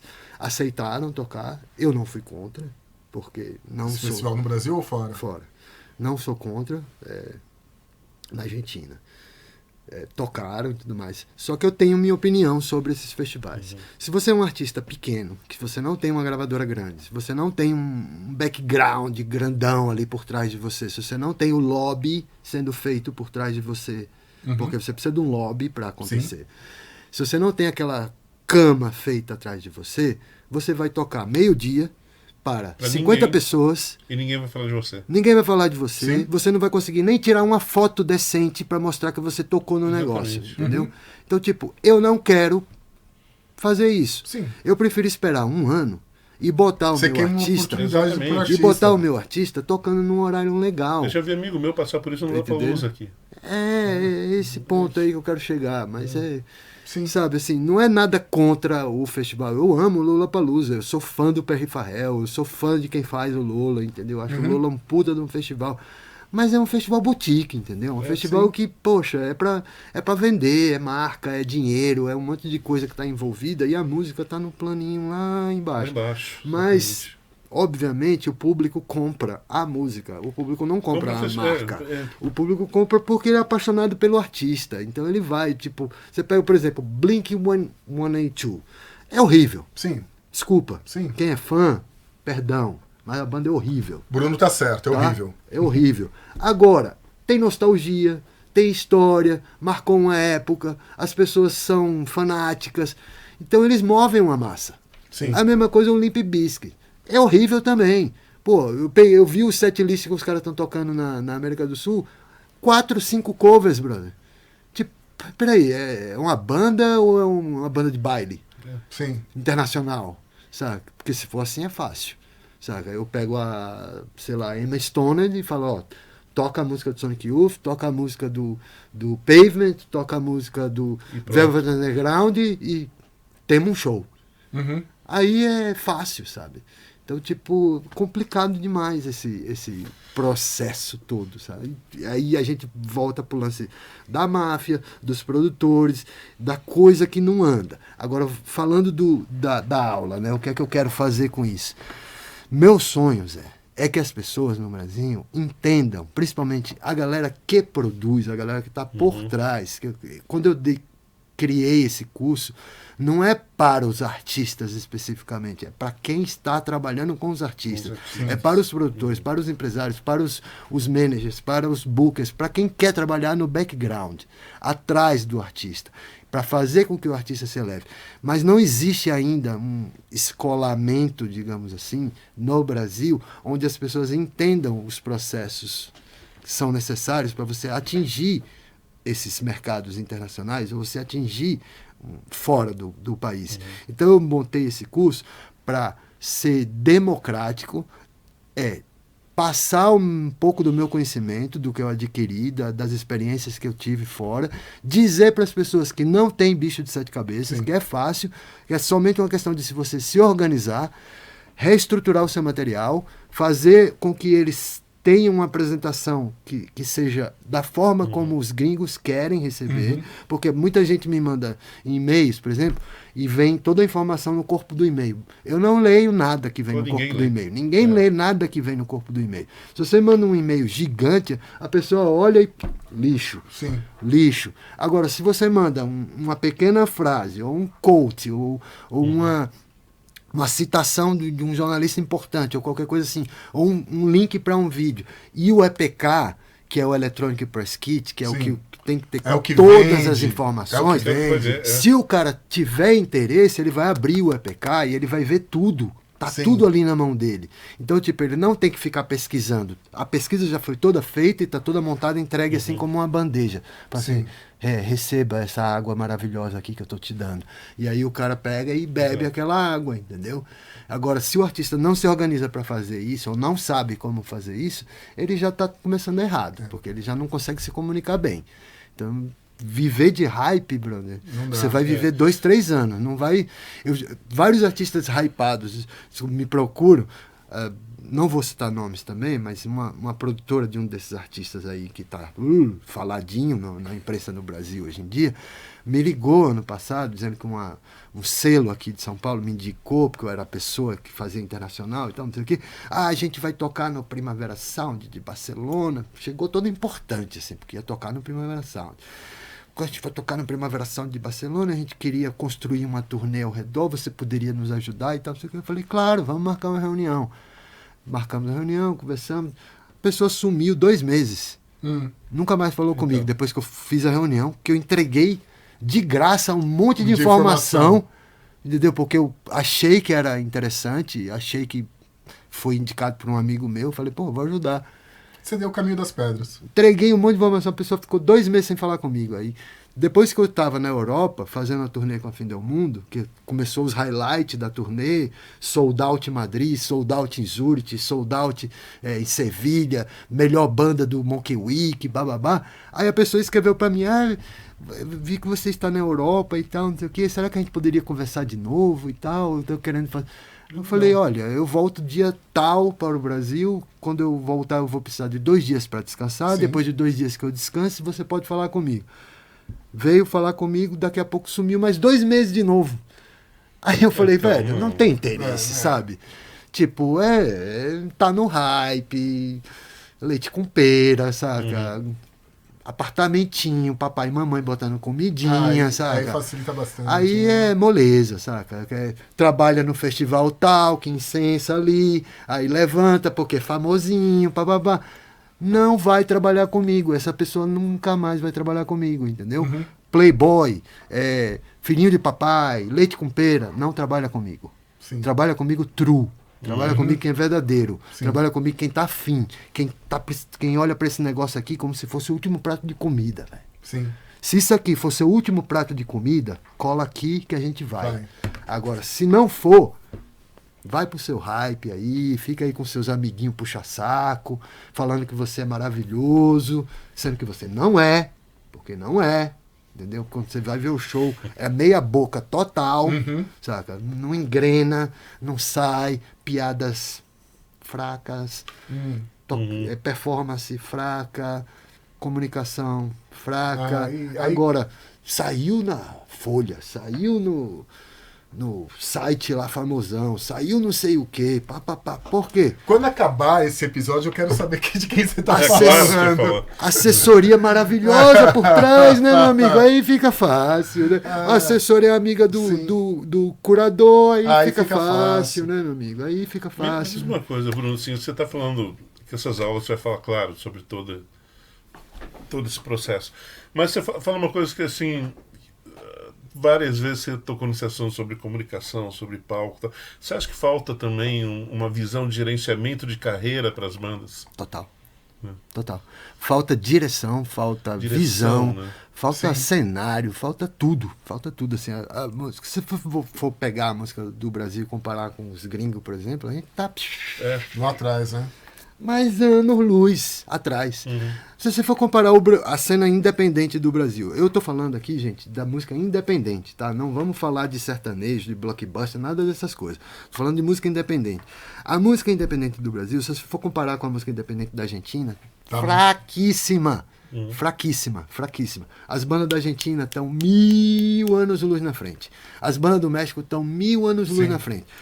Por quê? Dialogam entre si, estão sempre colaborando umas com as outras, dialogam com as bandas de fora, dialogam com os festivais. Eu acho que tem uma coisa, quando você fala, por exemplo, de México ou Argentina, quando a gente fala de América Latina, hispanoparlante, né? Existe um intercâmbio muito grande entre eles, muito grande. Que a gente, e o Brasil fica isolado. A gente fica isolado. A gente...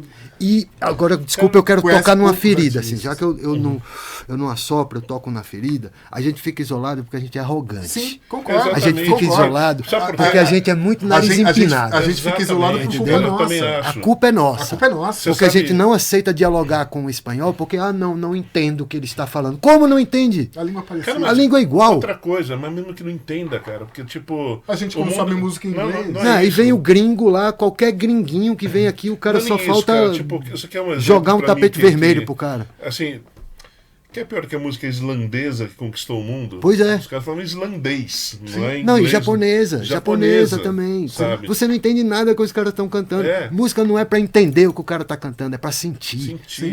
Música, quando você vai num show, você não tem que entender o que o cara tá cantando. Se você quer entender, você vai ler depois, amigo. Vai ler a letra, vai estudar. Eu não entendo nem em português o que o cara tá cantando, então, às vezes. Não é por aí. Eu tava vendo um show do Swans, né? No Sim, Noxorai, um festival que tem na Suíça, inclusive, graças a Deus eu vou nesse festival esse ano. Um sonho realizado na minha vida, tocar assim, fazer um show de um artista meu na beira do Lago de Geneva, a coisa mais linda do mundo, para 5.000 pessoas. Festival pequenininho, assim, só artista fino, escolhido a dedo por uma curadoria especializada em música, não em hype, em música, entendeu? Então, tipo, eu vi o show do Swans no ano passado, nesse festival, eu prestei atenção numa coisa muito simples, 0 celulares filmando o show. 0. Na hora que a banda entra no palco, que eles vêm andando, tá todo mundo conversando na plateia. Quando eles pisam no palco, silêncio absoluto para ver o artista, para sentir o show, para perceber a magia, para absorver aquele momento. Então, tipo, eu vi essa semana, Placebo fez o show aqui em São Paulo e pediu que as pessoas não usassem celular. Eu acho lindo isso, cara. Se eu fosse um produtor de show, de um festival, eu proibia qualquer pessoa de entrar com o celular dentro. Porque, velho, pra quê? Você vai atrapalhar a pessoa que tá atrás de ver o show, você vai, não vai viver o momento, você vai ficar filmando um monte de besteira que depois você não vai nem ver. Você publicar um vídeo para dizer, eu estive aqui. Sim. Ninguém precisa saber que você esteve, cara. Viva o momento, velho. Seize the day, sabe? Mas assim, eu não sou tão radical com você. Eu acho que uma coisa não impede a outra. Talvez. Eu acho que uma É coisa que eu não acho que é impede a outra. chato, O sabe, problema cara? É que, chato. assim, Eu acho que com Você moderação... você eu vê o acho- show aí, tá é. 1000 telas de Mas o que eu celular, saca? acho- Ninguém tá vendo o show, sabe? Mas o que eu acho que assim, hoje em dia existe uma relação muito estranha com a música. Essa é a questão. Né? Tipo, assim como a gente sabe que tem muito ego, tem muita coisa assim, tipo, é a própria coisa de festivais, cara. Tem gente que compra ingresso de festival sem saber quem tá. Sim. Né? Tipo, Vai na moda. Tipo, terminou o Rock in Rio num dia, no outro dia, ingresso à venda para edição do ano que vem. Eu vou gastar R$1.000 se eu não sei quem vai tocar. Sabe? Então, quer dizer, é outra relação. E geralmente é uma farofada. É uma Rock in Rio, farofada, né? exatamente. Eu não pagaria. Não, mas eu acho que E quem compra ingresso pro Rock in Rio, Já sabe, né? ele compra não por conta do artista, ele compra pela experiência Rock in Rio. Exatamente, mas ali Entendeu? no meio vão ter pessoas que estão lá pela banda. Sim, Que sim. nem é tão uma Sabe? experiência É. tão... Bom, Então. você viu que tem um pacote aí do Rock in Rio, eu tava vendo, que você ganha uma mini estátua do Roberto Medina. Pô, eu quero, é o meu sonho. Meu sonho é o ter meu uma mini sonho estátua do do Roberto Roberto- Medina. Não, É o, o meu sonho é ter é o uma- brasilino do Medina. O meu sonho é ter uma mini estátua de um publicitário, gente. Pô. Mas assim, e outra coisa que eu acho também que falta um pouco de formação musical, assim, aqui no Brasil, sabe? Falta. Hoje em dia a gente não tem mais imprensa musical. A gente não tem programa de Aí música, você não tocou. tem Eu, nada, eu sabe? queria tocar nesse assunto e eu acabei esquecendo. Que bom que você lembrou. Cadê a crítica musical no Brasil? Não existe. Ou se não crítica, pelo menos uma curadoria. Não existe. É. Zé, não tem mais crítica musical no Brasil. Não Todo tem. mundo é bom. Todo mundo é bom. Mas sabe? aquilo que a gente estava E- discutindo aquela vez que o Barcinski teve aqui, né? O cara não quer perder seguidor. amigo. Não quer perder seguidor, Mas- porque se o crítico, por exemplo, Se o crítico fala mal, ele fala, perde seguidor. fala mal de um determinado artista, Por isso que eu perco um monte de seguidor, então. talvez Mas assim, o que me dá... o cara tem medo porque assim. Vamos falar mal da artista Então, mas que é Não é ex-BBB. Não é Maurício, falar mal, Maurício. Eu entendo É falar isso. real. Eu Não, entendo e isso. Você outra não pode coisa. dizer que um negócio Mas ruim é bom. Os caras, assim, os caras estão com medo de falar isso. Então, Mas não Maurício, pode ter isso aí medo. é desprezível, porque você não está pensando na música, está pensando em... Agradar a no digital, pessoa. outra Sim, eu coisa. sei. Agora, assim, o que eu acho assim, que falta também é essa curadoria, porque assim, eu sou de uma época que para chegar a um disco que era muito difícil, por exemplo. Então você via o Pepe Escobar, que é um cara que escreve de política, teve umas coisas meio complicadas na carreira, mas ele falava, porra, eu lembro na época, ouvi um disco maravilhoso dos Smiths. Quem são essa porra dos Smiths? Você vai atrás, você quer saber se tem alguém que você confia que fala. Tinha MTV que de uma maneira ou de outra, sabe, mostrava algumas coisas para você conhecer. Hoje em dia, minha grande aflição é isso. Você nunca teve tanta informação disponível. Você tem milhões de coisas diluída. acontecendo, mas a maioria das pessoas não sabe nem onde procurar, nem achar. Sim. Eu nem sei se a curadoria hoje seria tipo, ouça essa banda. Poderia ser uma curadoria tipo, você gosta, vai atrás dessa fonte, dessa rádio. Falta essa curadoria, falta essa... Falta uma QXP. É, Rapaz, falta muita coisa assim da imprensa no Brasil, sabe? Porque a imprensa no Brasil ela é calcada em Ctrl-C, Ctrl-V. Ctrl-C, Ctrl-V. Sabe? Pega o release que chega e copia e bota ali. No máximo ele altera uma linha ou outra. Mas ele pega o que foi escrito e coloca. O que foi escrito e coloca. Ou seja, não tem crítica porque o que vem escrito ali é para falar bem do artista. Então ele vai e repete a mesma coisa que está escrito no release. Então cadê a opinião? Cadê a visão do cara? Cadê o que ele sentiu? Cadê? É simplesmente porque é meu amigo, ou porque eu gostei, ou porque a assessora é minha amiga. Mas acho que falta esse tipo de formação pro jornalista também. Pra ele. não, e É a tem- preguiça, Maurício. Pra ele. Jornalista no Brasil já foi formado. Já teve uma época que existia Sim, crítica não, no mas Brasil. eu digo uma formação no sentido de formar críticos. Sabe? Mas Assim, você não é só sabe- técnica. É que hoje em de dia, redação. Maurício, todo mundo tem medo da crítica. Eu sei. Todo mundo quer ser amigo de todo mundo, Então, todo mas mundo quer não é ser só isso bonzinho, também, todo cara. mundo Tem quer uma ser. coisa- Ninguém pode macular nada, saca? Ninguém pode falar eu nada. lembro que eu fui no festival uma vez e eu não sei porquê, eu realizei um post, eu coloquei um post porque eu não gostei do artista tal que estava abrindo. E foi incrível, assim, o número de pessoas que me escreveram. Repercussão. Negativa, super negativa. Imagina. Como você está falando mal dela? Você não tem direito de falar mal dela. Não, eu tenho direito de falar o que eu quiser. Claro. Tem direito, não bateu pra mim. Você pode ser uma artista incrível, pra mim não era. Sim. Mas hoje em dia tem um pouco isso, né? Essa coisa do politicamente correto. É muito errado você falar mal de alguém, sabe? Assim, eu sempre tenho uma coisa comigo assim, eu sempre evito julgar, falar assim, tipo, a banda do Maurício é ruim. Pra você pode ser ótimo, pode tocar teu coração, pra você vai ser ótimo. Pra mim não bateu. A minha é uma banda opinião. é boa. Não, mas Cara, assim, eu não falo é ruim desde ou bom, quando pra uma mim não bateu. opinião é falar isso. mal? A minha banda é boa. Mas é o que se acha hoje em dia. Mas é isso que as pessoas acham. É que se acha Porque as hoje em pessoas dia. estão muito mal acostumadas Sim, em querer ser exatamente. aquele negocinho, volta com Exatamente. leitezinho com perinha ali. ó. Exatamente. Exato. É tudo- Sendo que a crítica, que era uma coisa boa, porque é isso que faz A você crítica crescer. faz você crescer, pô. É exatamente o que te faz perceber. Porque você não pode ver. A gente volta agora naquele papo que a gente falou, né, da arrogância da cena brasileira, assim, que é uma coisa muito séria. Né? Uma vez eu até tentei fazer um livro que eu parei, até entrevistei o Bruno para isso. Sim. Que é a minha grande dúvida. Aí eu estava falando muito da minha geração também. Hoje em dia acho que mudou. Mas a minha pergunta, que eu acho que nunca vai ter resposta, é tipo, o que acontece com aquela geração de bandas? Será que elas têm uma autoestima tão ruim que não vai conseguir, que acha que não vai conseguir dar um passo, ou ter uma autoestima tão grande que já acha que já conseguiu tudo? É uma loucura isso. Eu cara. acho que assim, de tanto incensamento de que tudo é bom, as pessoas se acostumaram a nivelar a parada rasamente, sabe? Então, tipo, por que a gente não consegue... Dá um exemplo aí do I Wanna Be Too, dessa turnê aqui que rolou agora. Depois de 20 anos, descobriram o emo do Brasil. Por que o emo do Brasil não foi descoberto antes? Não, foi. Não, digo pelos gringos. Ah, tá. Por que não foi descoberto antes pelos gringos? Porque agora tá. Eu tava vendo no Twitter lá, os Twitter lá de Fresno, de NX0 e tal, com os comentários dos gringos falando que eles são incríveis e uau, não consigo mais viver sem o Brazilian Emo, então não sei o quê.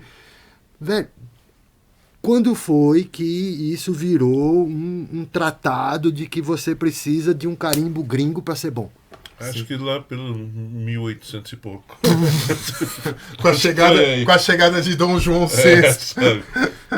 Eu pego o exemplo da Bike, a banda do interior, São José dos Campos. Sim. Aqui no Brasil, ninguém chama a Bike para tocar no Lollapalooza, nem no Primavera, nem Lá fora de São Paulo. Ninguém, certo? Mas eles vão e tocam no Noxorai, na Suíça.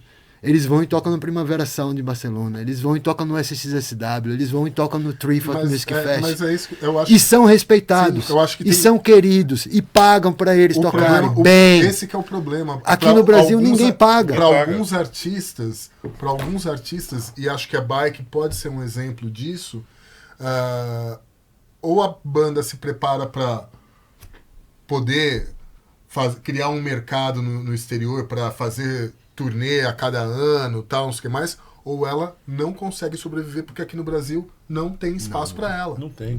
Não tem. E assim não tem essa coisa de valorizar o artista, essa coisa de pagamento é uma coisa muito séria, né? Sim. Eu vi essa semana um edital do SESI, edital de projetos musicais. Eu falei, pô, vou entrar, vou ver. Era assim, o cachê era assim, artista solo, R$1.000. Dupla, R$2.000. Bandas com mais de 3 integrantes ou mais 5. Brincadeira, né? É isso. Ridículo. Tipo, R$1.000. Mas é isso. Um artista tem transporte, um artista tem instrumento. Essa tem é a corda, herança fora do eixo. Tem ensaio. Exatamente. Daí a herança fora lá. do eixo é essa. Nivelar por baixo Voltamos tudo, artista igual a pedreiro. Sim. Então, tipo assim, amigo, sem desrespeitar os pedreiros, porque eles são muito importantes, construíram o nosso país, deveriam ganhar muito mais, assim como os professores, assim como os leiteiros, os padeiros e tudo mais. Como os garis. Como os garis e tudo mais, entendeu? E os advogados e médicos deveriam ganhar menos, porque ganham muito além do que deveriam ganhar. Banqueiro devia ganhar menos. Banqueiro devia ganhar menos, entendeu? Político devia ganhar menos, sabe? Principalmente político, gente, devia ganhar menos. Mas... por que isso não acontece? Porque a gente nivelou a parada por baixo. Sim. A herança, blá, blá, blá, fez a coisa ser nivelada por baixo. Então, todos os festivais querem manter aquele padrão, aquela meta ali, de que o artista não pode passar daquilo ali, entendeu? Então, tipo assim, amigo, pedreiro é pedreiro. respeita os pedreiros. Artista é artista, respeita os artistas. Você não pode querer comparar uma profissão com outra que não tem nada a ver, não tem diálogo algum. E aí entra, na minha opinião, o papel do produtor. Porque, assim, eu acho que uma coisa que é muito ruim aqui, e eu vi isso do RH Jackson lá nos anos 90, cara. Tipo, não aceita tocar por isso, cara. Enquanto você aceitar, o outro vai ter que tocar também. Sim. Sabe? Só que o artista tem aquela coisa. O artista aceita. Eu quero tocar. O artista quer tocar. Se eu não tocar, eu não vou. Precisa ter alguém aqui no meio e falar assim, tá errado isso, não. Sabe? Ele quer o nome no cartaz, Ele quer aparecer, entendeu? Às vezes, eu falo com meus artistas sempre sobre isso, assim, eu falo, o que eu faço é estratégico. Você tem que entender o que eu estou fazendo e você tem que acreditar no que eu estou falando. Se você não acreditar no que eu estou falando, a coisa não vai andar. Às vezes, você tem que dar um passo atrás. Às vezes, você tem que dizer não para o grandão, para que lá na frente ele diga sim para você e você diga sim para ele. Na condição que você deseja, na condição que você precisa, mínima que seja, necessita. Se você diz sim na primeira oferta de $200, vai ser $200 para sempre, amigo. Agora, se você fala, não quero, eu estou preparando um disco, meu projeto é outro, eu quero fazer uma outra história, não estou preparado para esse momento. Pode ser que daqui a um ano, se você continuar fazendo o seu trabalho bem, esse mesmo cara queira você de novo e te pague e te coloque num lugar melhor, numa condição melhor. Eu vou fazer uma analogia, porque aqui eu estou falando de uma artista plástica, minha mãe. Minha mãe, cara, era uma artista plástica, e usem isso como exemplo. Minha mãe era uma artista plástica extremamente talentosa, de verdade, assim, na época era minha mãe. Ela tinha uma coisa maior do que o talento dela, que era a ansiedade. Né? E eu acho importante falar isso. E daí o que acontecia, assim, minha mãe, ela fazia exposições quando era mais jovem, tava com um nome no mercado, tal, ela começou a ficar ansiosa, tipo, gente, vou fazer uma exposição agora, mas eu só vou receber daqui a 3 meses, eu preciso receber agora. Vende pela metade do preço. Já era. A segunda vez que ela fazia isso, já estava 1/4 do preço. Cada vez ia baixando mais. No final da carreira dela, foda-se o talento da Dona Vera. Ela tá vendendo para loja de decoração. Sim. Sabe? Aconteceu isso com a minha mãe. E a música é a mesma coisa, sabe? Então, assim, tipo, tem que se valorizar. Não é ser arrogante, não é isso. Não. Muito pelo contrário. Mas é saber que sua arte tem valor, que você está gastando. Lembra o que você pagou de ensaio, que vai ser mais do que você está recebendo em tal lugar para tocar. Isso para mim não é você ser arrogante. Isso para mim é você ser inteligente, prático e inteligente, entendeu? Arrogante é outra coisa. Arrogante é o artista do Brasil, que é ventilado ali uma vez ou outra e já começa a se achar... sei lá, a coisa mais maravilhosa do mundo, o alecrim dourado, sabe? E às vezes ele não é. Nem um alecrim, nem dourado. Nem dourado. Mas essa história me lembrou, uma vez eu vi um Q&A da Flora Gil, né? Daí falando, né, sobre o trabalho dela com o Gil, né? Daí ela falou, porque assim, meu marido é o administrador de empresas mais famoso do Brasil, porque ele é formado em administração de empresas. Eu até acho que ele seria um ótimo administrador de empresas, mas ele é melhor fazendo música, então eu cuido do resto. Perfeito. É isso. Perfeito. Tem que ter alguém de confiança, cara. É isso, né? Você tem que ter alguém ao seu lado que você confie, que dialogue com você, que entenda o que você faz e que te ajude a ir adiante, entendeu? Tipo, eu volto aqui ao exemplo da Fim Del Mundo, né? A gente fez a primeira turnê delas agora em final de novembro, começo de dezembro, na Europa. Tudo nasceu por conta de um convite da INAMU, que é a Associação de Cultura lá de Música da Argentina, para elas tocarem no Monkey Week, que é um festival em Sevilha. Desse show, não era meu plano fazer a turnê na Europa ano passado. Meu plano era fazer esse ano. Certo. Mas surgiu esse show, rapidamente, assim, em um mês, eu consegui montar uma turnê junto com meus parceiros lá na Europa, de 16 shows para as meninas. Desses 16 shows, 6 foram sold out. Na primeira turnê que elas fizeram. No Monkey Week, que é esse festival que elas foram participar, foram eleitas a melhor banda do festival na batalha de bandas lá. 16 bandas tocando um tema cada uma, um tema inédito, numa tenda de circo, numa lona de circo lá, cheia de gente. As meninas foram lá, tocaram a música dela, ganharam a melhor banda lá do negócio. Daquele movimento pequenininho ali, pegando os 6 soldados e tudo mais, eu comecei a disparar isso para os festivais da Europa e os festivais dos Estados Unidos e tudo mais, e agora eu já tenho uma turnê para esse ano e para o ano que vem, grandona para elas, que eu não posso falar ainda, mas as pessoas vão ver daqui a pouco. Como eu fechei uma marca de guitarra grandona para elas, um apoio mundial, que eu fui atrás. Elas me pediram, elas vieram para mim e falaram: Bruno, será que você acha que você conseguiria? Não sei o quê. Aí eu falei: olha, não é impossível. Sim. Acho que a gente pode tentar. Vamos montar aqui um dossiezinho, vamos pegar aqui a session da KXP, papapá. Elas fizeram um Twitter, que desse Twitter marcaram a marca começou a ver que o Twitter começou a viralizar. Aí as pessoas comentando: não sei quem, dá a guitarra pra ela, dá os instrumentos pra ela, a banda é incrível, então não sei o quê. Eu peguei aquele Twitter e peguei a session da KXP, juntei tudo, mais um EPKzinho, fiz um pacotinho ali, escrevi pro cara um negocinho assim muito simples. Falei assim: oi, tudo bem? Eu sou manager dessa banda aqui da Argentina, são 4 meninas muito talentosas, elas amam a Fender. Era Fender a marca, tá? Você acabou de falar. Foi mal. Elas amam a marca e tal. Quem não? Será que a gente poderia criar alguma coisa junto? Sim. Só perguntei. Uma semana depois, chegou um e-mail da direção lá de Nova York. Amamos a banda, queremos ela no nosso projeto 2024. Parará. Aí eu comecei a fazer reunião, chamei a banda, falei: olha, tá rolando, vamos, vem aqui, vamos participar da reunião.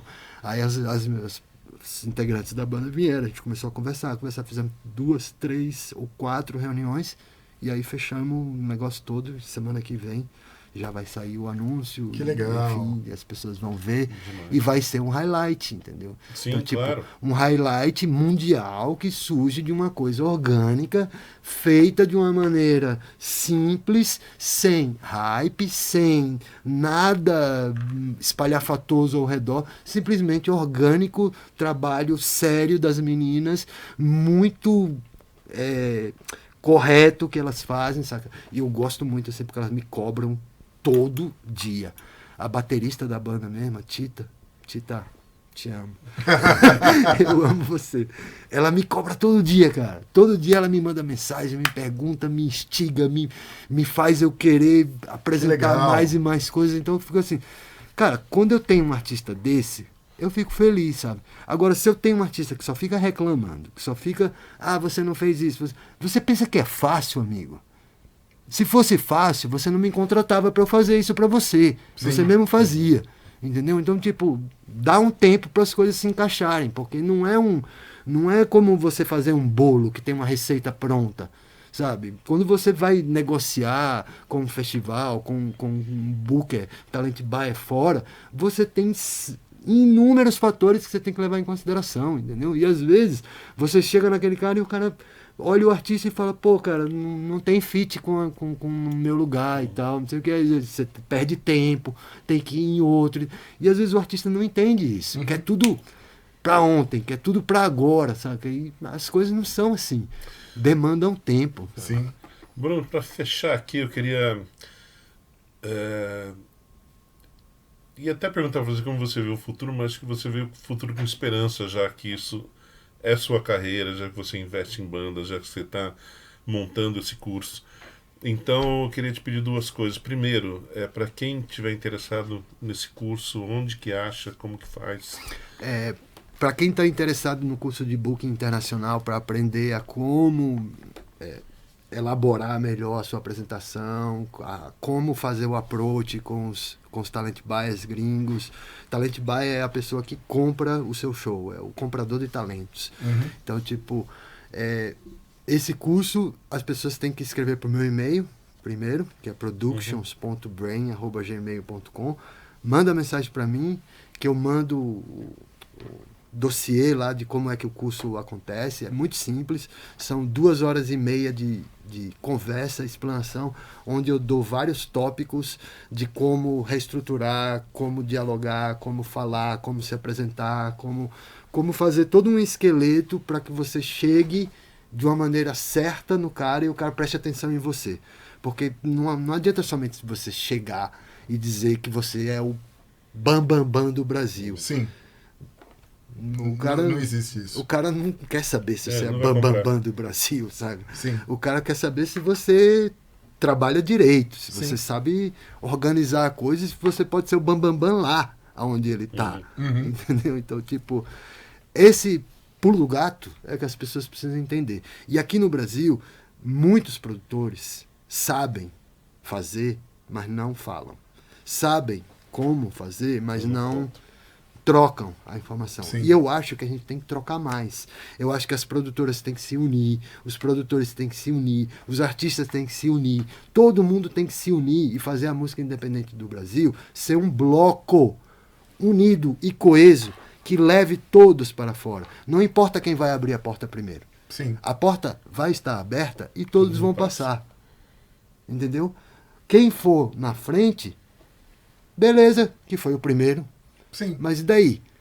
Pode ser que o primeiro não seja o melhor. Sim. Pode ser que o primeiro não seja o cara que fique para sempre. Pode ser que o cara que venha depois dele, que aproveite a oportunidade, saiba aproveitar a oportunidade melhor, consiga se destacar mais. Entendeu? O importante é criar essa ponte. Eu sempre digo para os meus amigos assim, que o meu trabalho como manager, como booker, como produtor, é ser uma ponte. Eu sou uma ponte entre pessoas. Eu ligo as pessoas, eu ligo as ideias. Eu todo dia estou fazendo isso. A cada minuto do meu dia, eu ligo uma pessoa a outra. Em qualquer momento. Por exemplo, semana que vem, agora não sei quando é que o programa vai ser exibido, mas se for exibido depois, eu vou cuidar, por exemplo, do King Giza de Lisa Wizard, banda Sim. que vai vir tocar no Bandaça. A melhor Bandaça. banda do Em festival. todos os Cá sentidos. entre nós. A melhor banda do festival. Bandaça. Cá entre nós. Que O único pena. show que eu queria ver.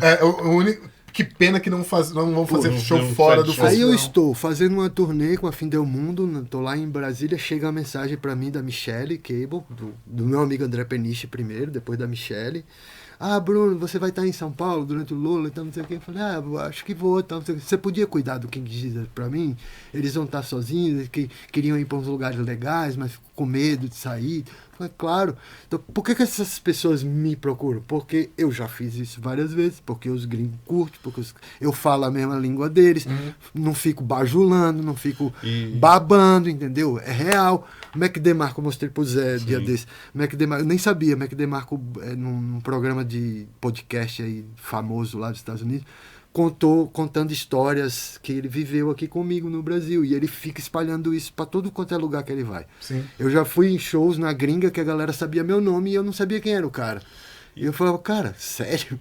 Aliás, a internet soltou um boato que você quer fazer um livro de memórias, que vai virar um filme, você está procurando um diretor, Isso aí inclusive. precisa conversar depois. Conta essa história. Não, eu tô tentando escrever esse livro faz anos, mas eu não consigo porque eu não paro de trabalhar, né, cara? Eu não tenho tempo pra... Você precisa pra contratar um Eu ghostwriter. preciso contratar um ghostwriter. Aqui, ó. Então, Já tá aqui, ó. Eu vim de casa pensando em lançar essa fita pro Zé hoje. Já fui ghostwriter. Eu vim pensando em lançar. Falei assim, Zé, escreve esse livro comigo, cara. Me entrevista, deixa eu contar as histórias, porque se eu for escrever, eu vou demorar muito, cara. Eu sei escrever, eu adoro escrever, eu escrevo muito bem. Mas eu não tenho saco para ficar Não, escrevendo. tem que parar entendeu? as outras coisas. Porque eu tenho que Sim. parar tudo que eu tô fazendo para escrever. E eu não consigo parar tudo que eu tô fazendo porque eu tenho minha vida, eu tenho 20 e tantos artistas que eu tomo conta, eu tenho um montão de coisa que eu não consigo me desvencilhar daquilo para escrever um livro. Então eu tenho esse sonho e eu acho que eu tenho histórias incríveis para Com contar. certeza. Porque eu não Você contei aqui nesse programa metade, eu não contei nem 10%. Não, você não conta Nem nenhuma. nem na verdade. 1%. Você de omitiu todas- nomes. De todas as histórias que eu tenho para contar, entendeu? Assim, histórias das mais cabeludas, as mais engraçadas, Aguarda o livro. de Zé bastidores. Antônio Albudual e Bruno Montalvão. Cara, assim, histórias surreais, sabe? Sim, Surreais, sim. sabe? Surreais, sabe? E Bruno, eu falei aquela hora que ia encerrar que tinha duas coisas a perguntar, mas antes só uma coisa. É sina, né, sua, tipo... Você fez aquele... Você cuidou daquele monte de artistas paulistas, 30 pessoas lá, e agora a banda que você vai cuidar aqui em São Paulo tem 8 pessoas, né? Sempre cuidando de muita gente. De muita gente. Mas já tô acostumado, isso aí já tiro de letra. Muito hoje em bom. dia, de boa. Consigo cuidar em qualquer lugar. Quando eu fui em 2022 para fazer o Soft By, eu levei o Atalhos, que era daqui de São Paulo, o Isla de Caras, que é uma banda da Argentina, e o Películas Geniais, uma banda do México. Então eu estava cuidando de bandas de 3 países diferentes nos Estados Unidos, levando eles para tocar em festivais, nas rádios, sessions, Peixe Magazine, blá blá blá. E naturalmente, entendeu? E assim, quero que fique claro assim, uma coisa assim muito importante. Eu aprendi a falar inglês na tora, porque eu era uma pessoa muito quadradinha assim, de achar, isso não é importante e tal. Não achava que era importante. Importante era ser quem eu sou e tal, não sei o quê. Eu era muito bobão. E aí quando eu fui pela primeira vez nos Estados Unidos, eu falei, nossa, os caras estão falando, o que eles estão falando? Eu não estou entendendo nada. E ao mesmo tempo os caras vinham falar comigo, esperando que eu falasse, e agora, o que eu vou falar e tal, não sei o quê. Aí eu comecei a entender, né? Com uma semana depois eu comecei a entender, porque uma vez que você está no lugar, É uma imersão. Você não tem como você não entender, só se você for tapado que você não entende. Mas aí eu comecei a entender, comecei a pegar, comecei a absorver. Falando, quando eu vi, eu já estava falando, entendeu? Sim. Da mesma forma como eu comecei a falar espanhol naturalmente, falando. Então as pessoas precisam perder o medo. Assim. Eu falo para os meus amigos assim, cara, se você for para os Estados Unidos, se você for para a Inglaterra, se você for para qualquer lugar, não fica com medo, cara. Fala. Porque o cara que vem de lá pro nosso país, ele não sabe falar nada. Sim. E você, quando vai para lá, você sabe falar. Você sabe o que é door, você sabe excuse me, você sabe thank you, você sabe um monte de palavras que o cara não sabe. Morrer de fome não vai, né? Você não vai morrer de fome. Você fica ali numa fila, se você não sabe o que pedir, fica ali numa fila, escuta as pessoas pedindo. Vê, olha, se for legal, pede igual. Se for na Rússia é um pouco mais complicado. Na Rússia é mais complicado. Oia, zdravstvuyte. Eu Aí já é mais, não vou arriscar. um pouquinho mais Não vou complicado. arriscar. Mas hoje em dia com a internet, Zé, você consegue, tem consegue. Tem tradutor do celular. Mas minha pergunta final era o seguinte, contar uma coisa rapidamente. Estava com uns amigos muito queridos outro dia e tinha um pouco essa discussão sobre tocar, sobre as dificuldades e tal. E a conclusão final, que por um lado eu achei muito bonito, mas por outro lado me entristece de certa forma, foi assim, tipo... Cara, tipo, o nosso gol é subir no palco e tocar. Isso é o que a gente gosta de fazer e isso já nos basta. Mas é uma banda muito boa para se bastar com isso. Sabe? Uma banda que deve ser conhecida, que deve ser ouvida, também não vou citar nomes, mas qual o seu recado para essas bandas? Meu recado para essas bandas que precisam de espaço é criem seu próprio espaço. Se não estão dando espaço para você, se as portas não abrem para você, você cria a sua própria casa, você cria o seu próprio movimento, você começa a se juntar com pessoas que têm a mesma ideia, o mesmo desejo e cria o seu próprio espaço. Foi assim que eu consegui. Quando eu tentei primeira vez fazer as coisas fora e tudo mais, as pessoas riam de mim, ou zombavam, ou achavam que eu não ia conseguir. E eu fui lá e consegui. Porque eu fui sozinho ali, tentei de alguma maneira ou outra, e fui abrir um espaço e comecei a criar um caminho. Então, eu acho que as pessoas e as bandas e os artistas no Brasil precisam entender que eles têm que criar os seus próprios caminhos, não ficar dependendo dos outros, não ficar dependendo de um grande convite ou de uma grande coisa que vai acontecer. Cara, se ainda não aconteceu, por exemplo, se um programa de televisão que grava as bandas não te chamou ainda, copia aquele programa. Não precisa ser igual, mas copia aquela ideia, grava a sua session e se destaque sozinho. Uma hora eles vão olhar para você e vão lhe chamar. Entendeu? Comece a criar coisas, comece a criar movimentos, tente movimentar a sua comunidade, movimentar a sua cidade. É muito importante. As pessoas precisam entender aqui no Brasil que os núcleos precisam ser valorizados. Sabe? Existe um festival em Belém, que é o Cirrasco, meu amigo Damaso, que para mim é um dos festivais mais incríveis que tem no Brasil. René Marcelo e René. Para mim é um dos festivais mais incríveis que tem no Brasil. E a contribuição que eles dão para a música paraense, para a cena do Norte, Exatamente. de colocar a música paraense, a cena do Norte no mundo, não é só no Brasil, é no mundo, é importantíssima. Então, quanto mais festivais puderem fazer isso e se renderem menos aos hypes e mais à sua cena local, ao que está acontecendo ao redor, melhor, sabe? Porque a gente não vive de hype somente. É muito fácil o hype, saca, cara? É muito fácil você ir num show que você já conhece tudo. Eu gosto de ir num show que eu não saco nada, que eu não sei música nenhuma e que a banda pá, bate em mim. Sim. Tipo, eu vi o Zeta, uma banda da Venezuela, no Treefort, que é esse festival aqui do Idaho. O Eric, que é o dono do festival, fala: Bruno, você tem que ver essa banda, você é da América Latina, você tem que ver eles são da Venezuela, então não sei o quê. Aí eu fiquei com esse nome assim na cabeça. Quando eu fui pro festival, eu falei, pô, quando eles vão tocar? Aí um amigo meu, eu tava em outro show, um amigo meu me pegou pelo braço e falou, vamos ali ver o show do Zeta. Aí eu falei, Zeta? Porra, é essa banda que eu quero ver. Me levou, era 1h, era o último show da noite. Eu já tava bêbado, cheguei lá no lugar assim, já cansado, queria ir embora pro hotel, mas fui ver o show, porque era o show que eu queria ver. Mano, primeira música foi uma locomotiva passando na minha cabeça. A segunda música parecia uma cachoeira caindo em cima de mim. Eu falei, caraca, velho, que banda é essa, meu amigo? E eu não sabia nenhuma música, não sabia nada. E quando eu me lembro, quando acabou o show, eu esperei o Juan, que é o cantor, descer do palco. E aí eu abracei ele assim, falei, cara, deixa eu dar um abraço, brother. Eu sou do Brasil, cara. O Eric me falou de vocês e tal, não sei o quê. Eu fiquei louco pra ver a banda, mas eu não tava botando fé, cara. Meu irmão, vocês atropelaram meu cérebro, que isso? Eu fiquei assim, não estava entendendo o que era aquele show. Achei uma coisa assim, completamente de outro mundo. Então, tipo, esse é o show que eu quero ver. Eu não quero ver o que eu já vi 10 vezes, sabe? Eu quero ver algo que me tire do sério, mano. Eu quero ver algo que faça com que minha cabeça borbulhe. Entendeu? Eu não quero ficar comentando mais do mesmo, mais do mesmo, mais do mesmo. O Brasil é só mais do mesmo, cara. É triste isso. Antes de encerrar, aproveitando aqui essa dica maravilhosa que o Bruno falou da banda Zeta, eu queria indicar um site, um perfil também no Twitter, que eu acho que ele é de Recife, Omnis Canidi. Não, é Piauí. Ele é do Piauí? É o seguinte, o site dele é Omnis Canidi, em latim, né? Canidae, omniscanidae.org.br, né? E assim, você já viu esse site? Já.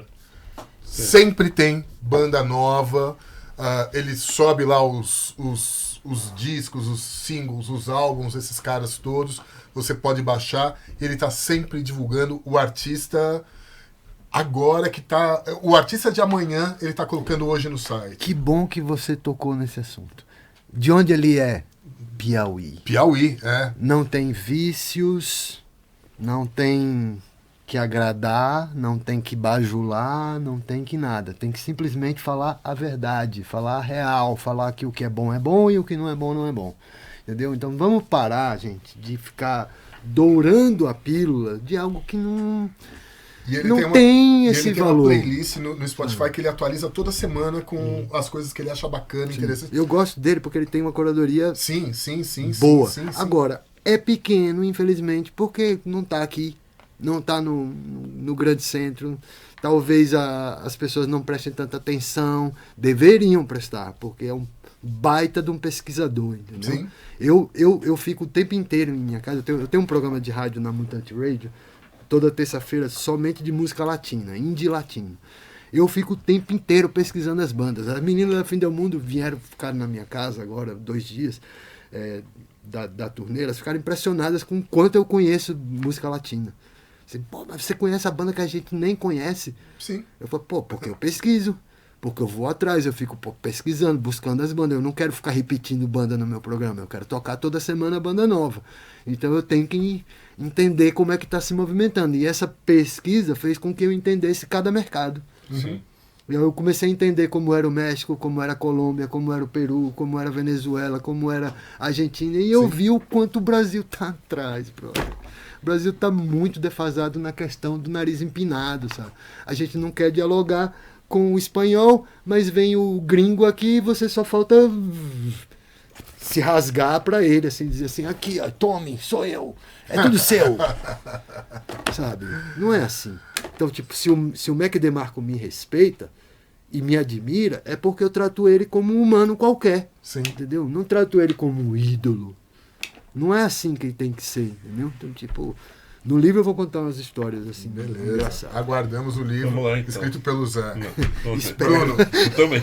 muito obrigado por você ter vindo. Eu que agradeço, gente. Desculpa aí que eu falo muito. Não, mas pra isso. a gente quer gente que fale muito mesmo. Muita elucubração, assim. Mas eu queria dizer assim, antes de terminar, que eu me senti muito honrado, primeiramente, com o convite.